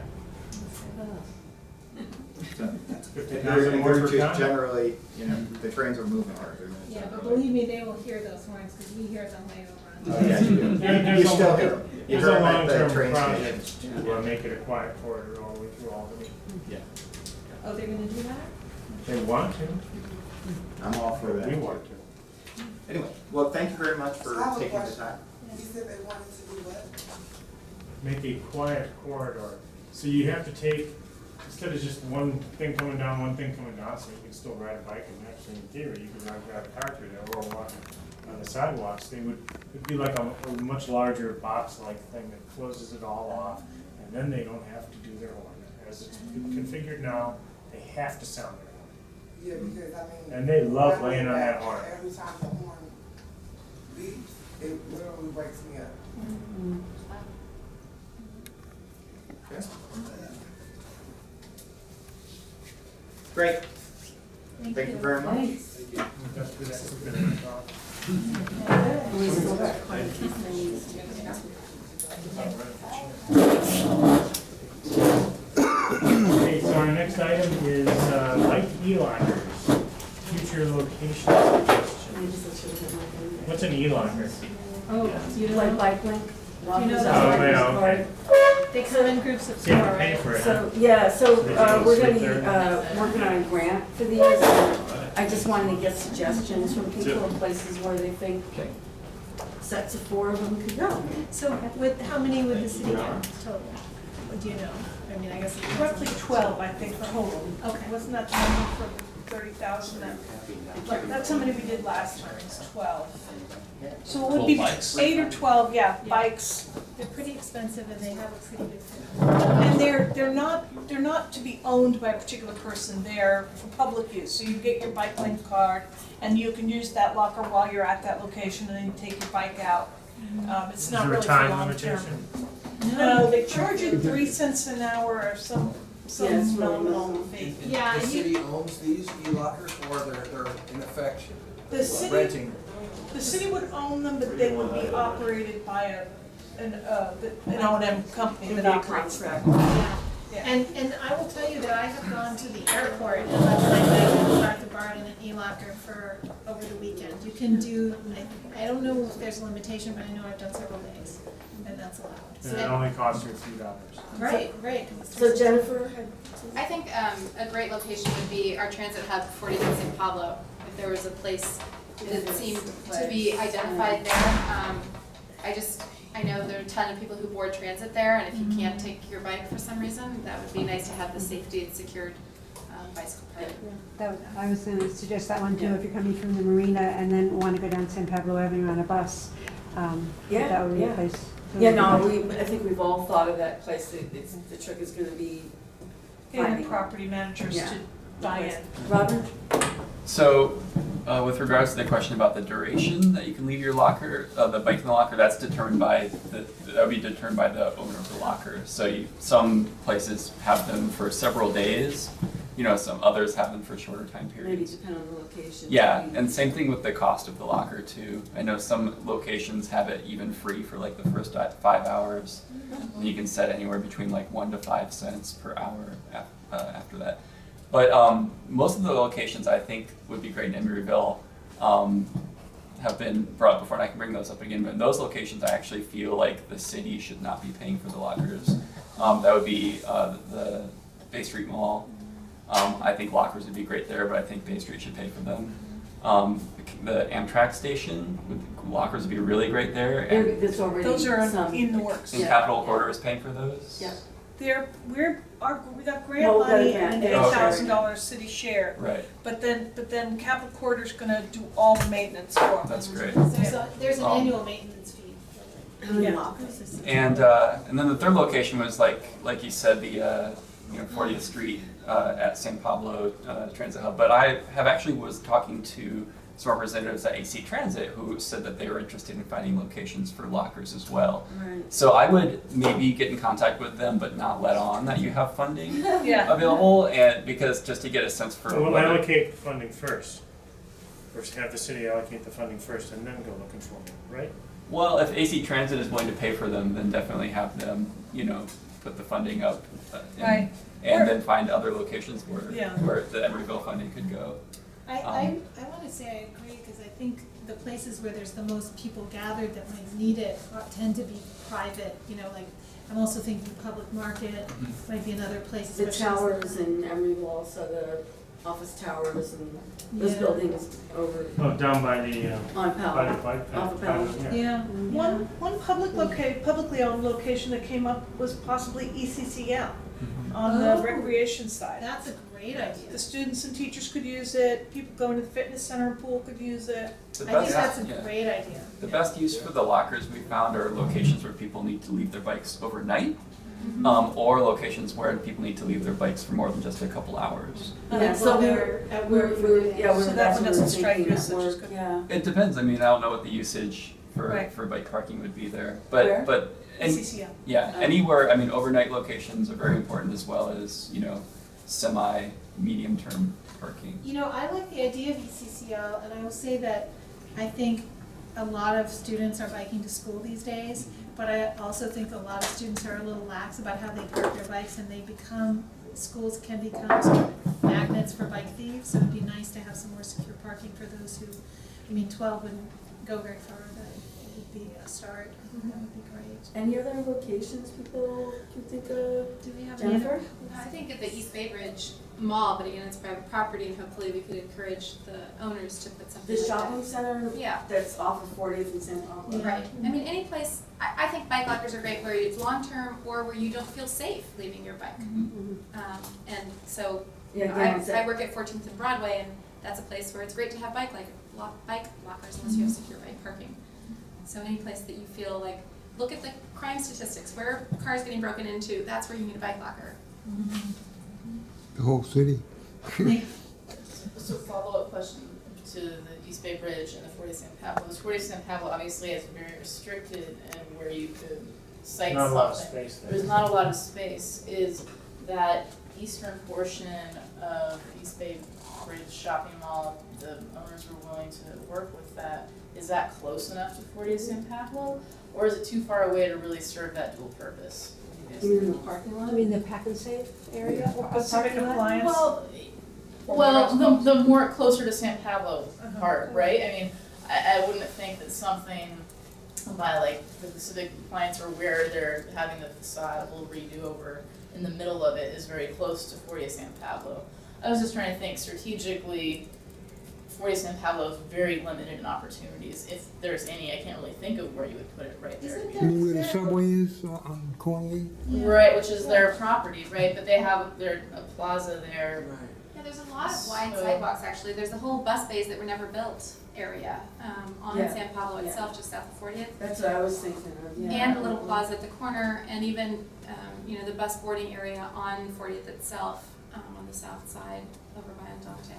I don't know, I haven't looked at it with that in mind, but it feels like there are spaces that aren't utilized as strongly. The bus space. And I will say, one thing that I think would help, wherever they end up being cited, would help utilization, because, you can put them in there, but if people don't know what they are, they don't know how to get the card, it would be good to have signage on the bike lockers, and I think they've made up signs, I've seen them that say, call this number or do this to get a card, and also, maybe not now, but maybe once Emeryville gets a little more critical mass, to have maybe an event where we have representatives of the e-locker out there, doing cards in person with people, because some people may not have internet access, you have to do it over the internet usually, just to make it more accessible. Yeah. So one thing that Bike East Bay is doing starting this month is we're going to all of the BART stations around the system from now through June to do a big bike theft prevention effort, and part of that is going to involve actually giving away $5 starter bike link cards and signing up people on the spot. So that's all going to be at BART stations, but that's something that we could cross promote through.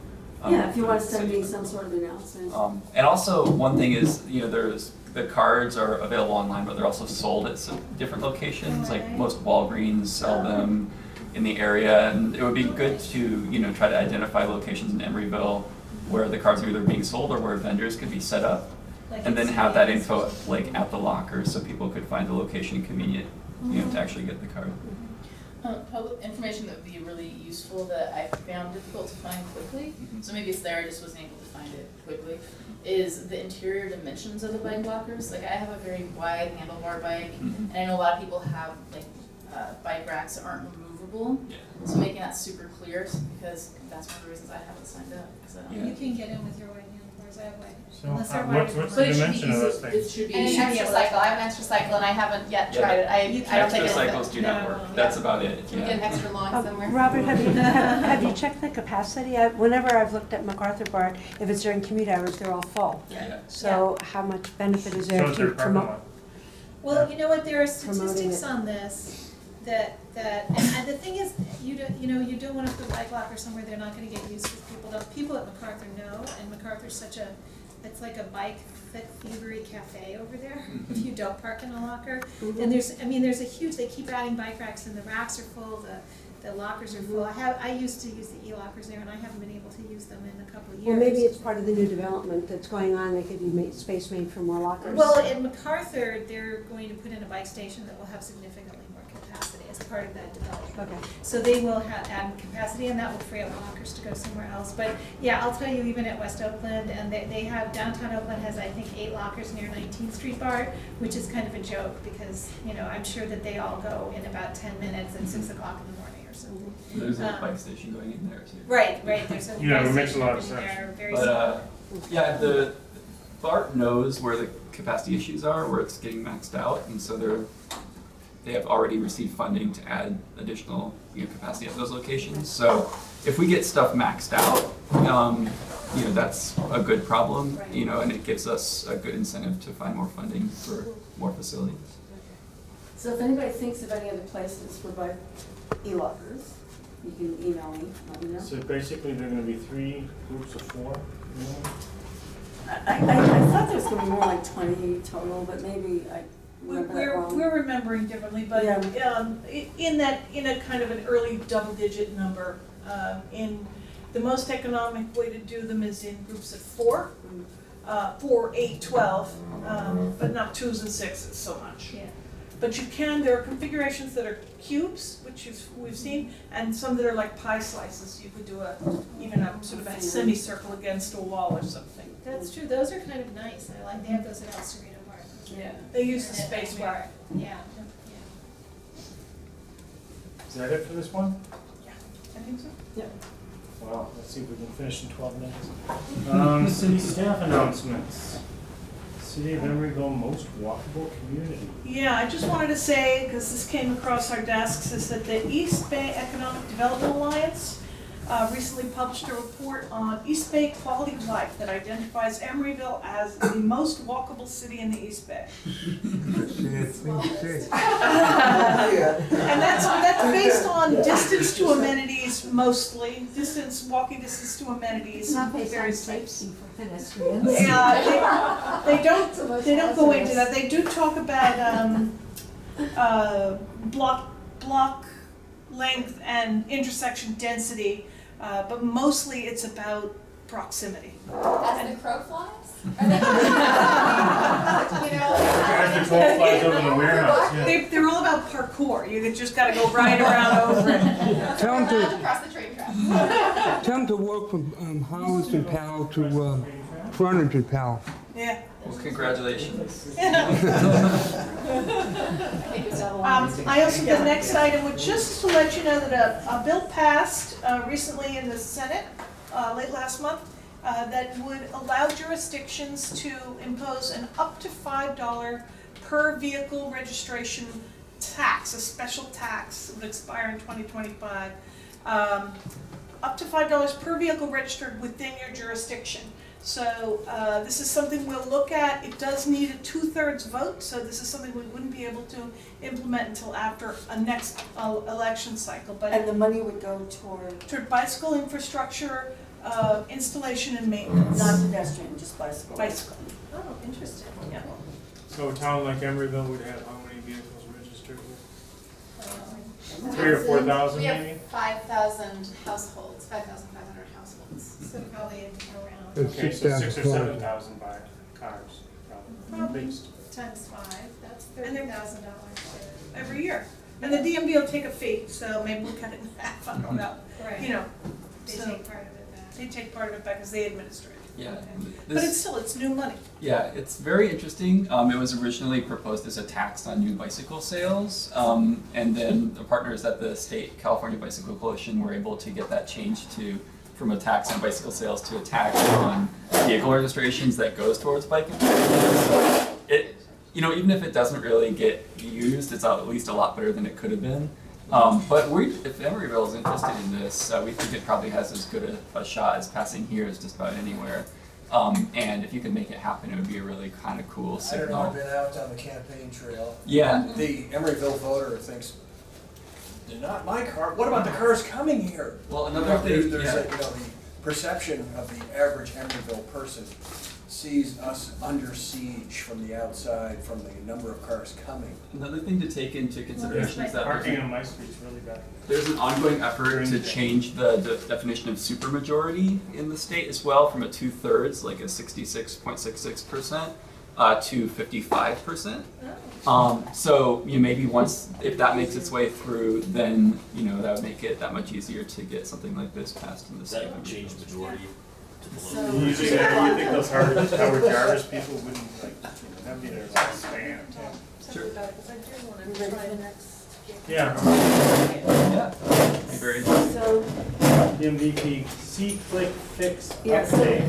this item here, people asked last month, I think, to bring this to the next meeting. And actually, it turns out that our public works staff is reviewing C-click fix as well as our own report a concern portal. And I guess we're not responding as a city, but individually, he can add notes when there's been changes made in response to the complaints that are on C-click fix. And maybe in the future, that might change, but right now, it's being used and it's being checked. Anybody have any questions about that? So is report of concern is still also being used? Yes, I mentioned that. Oh, sorry. Does Yeah. report, is it as easy to use as C-click fix? One thing I've noticed is that the city site does not have an option to submit a picture, a photo, with the report, which can make it definitely a lot harder for public works to try to, if it's a pothole, try and figure out where the heck that they're talking about. Yeah, sure. So, Which pothole? yeah, exactly. He's saying report of concern doesn't. It does Oh, not. I'm sorry. No. One thing about C-click fix that's nice, and I know they're a private company and it costs the city money, so I understand the city's reluctance to do that. But what's nice is you don't have to know what city you're in. Sometimes people don't, I have a pretty good idea because I've been sitting on the DPAC for a few years what our city boundaries are, but before that, I didn't know I still am not totally sure if I'm in Oakland or Emeryville when I'm in front of the Target or whatever. So it means that someone can submit something and they don't have to think about what city they're in, there's just one portal that they can do. And it's nice to have that public accountability. I'm not sure if the city has that, but that anyone can see what's going on with something. So if I see something and I can see someone else has already reported it, so I don't, whatever. So I think it's, and I know there was concern from the city about liability and stuff, but I want to say that Emeryville's streets are pretty darn good. We're not like Oakland. And I think the city staff is pretty responsive, so I don't think it would be a huge burden. Okay, well, maybe not. But we try, unlike Oakland, which has given up trying. Well, they're resurfacing certain streets and No, some of the stuff they just are. comes out. Actually, Oakland has been. I'm sorry. Can I mention one other thing? Kevin Lavin with the Community Services wanted me to distribute these. They're, as part of the Safe Routes to School grant, they're in the phase where they're designing,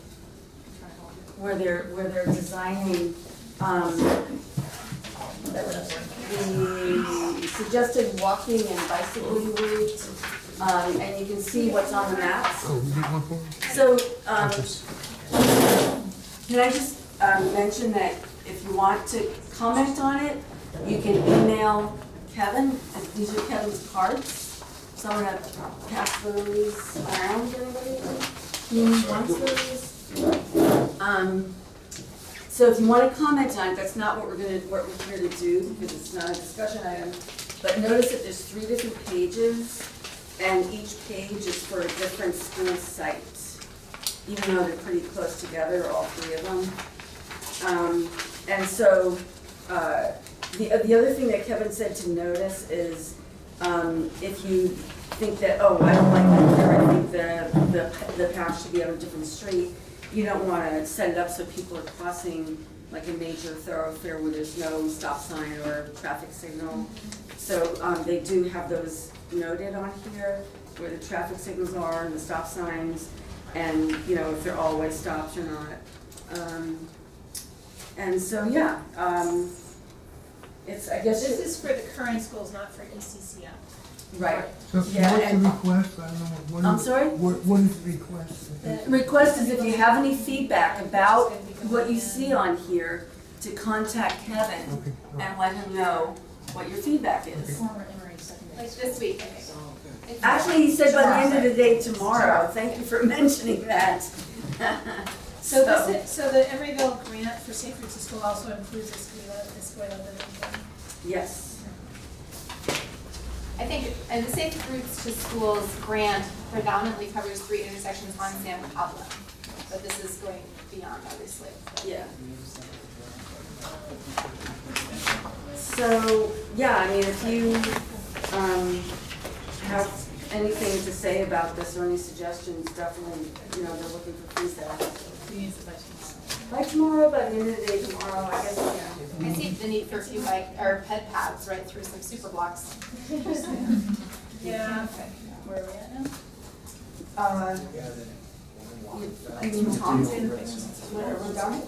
Wait a second. BPAC, So have we done Rockland planning department? I'm sorry. Okay, so just really quickly, the last planning commission meeting, which was on October 2nd, the housing element was recommended for adoption to the city council, so it'll be going to city council. It was unanimously passed and enthusiastically passed. The state wanted to use it as, or would like to use it as an example to other cities, so that's how good it is. So. Can you just, the housing element of. And as part of, as a required part of the general plan, so it's our housing element, I forget which years it goes through. It's an 8-year cycles. So it's just, it has to be updated every 8 years, and we're doing that right now.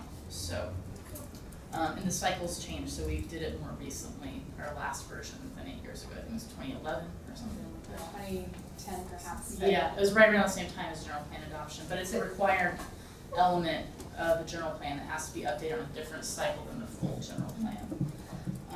So EBOT study session was also at the Planning Commission. So I encourage all of you to check the EBOT's website for the updated schedule, when it's going to be going to AC Transit, when it's going to be going to Berkeley and Oakland City Councils. And if you just Google EBOT, E-B-O-T-S plus Emeryville, it'll take you right to the site.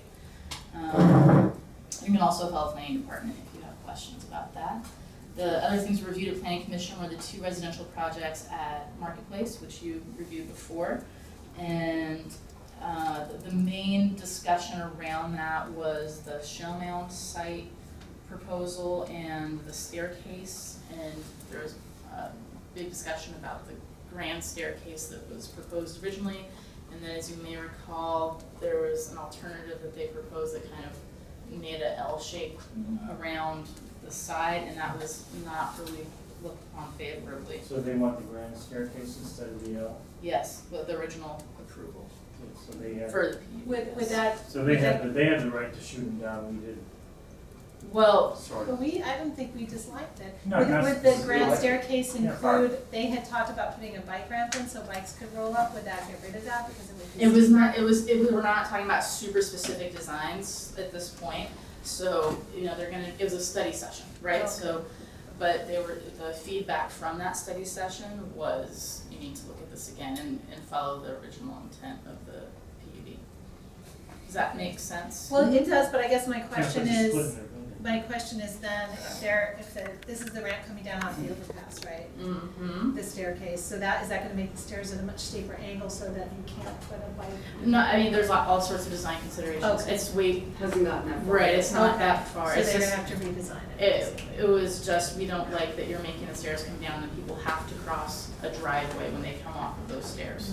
That's that, and what provides better connectivity, having someone dropped off where they dropped off in the revision or where they were dropped off in the original proposal, so. Yeah, see that part where the L comes across? Right, and right. They were coming down a few feet, I think. And I apologize for not having a Never picture of mind. this Oh my. while we're talking about this. I recognize Yeah. that that's confusing. So they're gonna what, kind of end up splitting it, or what are they gonna do? We'll see what happens. Put their parking garage entrance underneath it? We'll see what happens. I don't know what they're going to come back with, but hopefully it has sparkles. I'm not sure. Also, they looked at 3706 San Pablo project for study session, and that was very well received overall. So that was the last planning commission meeting. The next one, we have 2 this month because we didn't have one in September. We don't want to have one in November. So the next one is on October 30th. So it's a little unusual this month. Also, I just want to make sure people know that there's AC Transit meetings happening for ways to enhance and reconfigure bus service in East Bay. And you can visit their website, actransit.org, for more information on that. And the one that's happening closest to Emeryville is on October 18th. That's a Saturday from 10:30 a.m. to 12:30 p.m. at the South Berkeley Library, which is right by Ashby Park. Well, not right by. It's like 2 blocks from Ashby Park. It's at MLK and Russell? Yes, that is correct. In their community room there. So unless you have any questions about current planning projects, that concludes my portion. Okay, any BPAC committee member announcements? I met last week with some folks from an organization called Car to Go, and I don't know if anyone here has encountered that in other cities. There are 15 cities in North America that have Car to Go. It's rather than a specific location where you do a car share, it's point to point, like you can leave it anywhere. And it's all smart cars. It's run by Daimler. So it's interesting, and they've been talking at length, I guess, with Oakland and Alameda, and both are very interested. Berkeley's somewhat interested, and they're just starting to talk to us because they would include Emeryville in their original home area. What's it called again? Car to Go. Okay. You can check it out online. I was just in Minneapolis for Railvolution, which is a national conference on public transit, and they had Car to Go. Seattle has Car to Go. San Diego has Car to Go. I mean, Car to Go is, someone said, everyone has it in the Bay Area. Wow. How does it work? So you pay by the minute. Once you're a member, it's a one-time membership fee. You pay by the minute. You can reserve. It's an app on a phone. You can find a car, reserve it, walk to it, beep, get in, drive away. You can return it anywhere, as long as it's within a certain perimeter. This is like a 32 square mile area that they're proposing. So you just park it on the street? You just park on the street, and they have arrangements with the street about, you don't have to pay for any parking. It's all arranged with the city. It's not cheap. 41 cents a minute was the rate they quoted. But it's for short distances usually. People can drop it off, leave it wherever they want. Because you don't pay 41 for cents a a park. minute, so Which is it's not the gonna go difference. very far, yeah. Right. Yeah, you could. But it's one way, right? If you're gonna take it somewhere and stay there for a while and return it, you would do city car share, or you do Zipcar, there's other opportunities. So it's kind of completing a palette of options. I want to say I think it's better if you're going to go somewhere and stay, because you could go somewhere, check out of the car. Right. But it might not be there when you Well, get that's true. So you might need be to, stranded. there's answers to. Oh, so someone else can get in? Yeah, right. Yeah. Anyone Once can you use do it. that, It's open yeah. to anyone. So it's an interesting concept. Their business plan clearly has been well thought out. I mean, they've been doing this for many years now. And they're very. Isn't there a one-way one in San Francisco? So anyway, I just wanted to put it on your radar. I put them in touch today with city staff to have conversations. You can see a car to go in San Francisco where you're like, all of a sudden you're paying 41 cents a minute to circle around looking for Right. parking space. Right. That's true. Yeah. So for some reason, I don't think they're starting in San Francisco. They're starting here. Maybe it's just who's ready to talk about it. Yeah. Maybe it's parking spaces. And You don't pay for gas or insurance either. Yeah.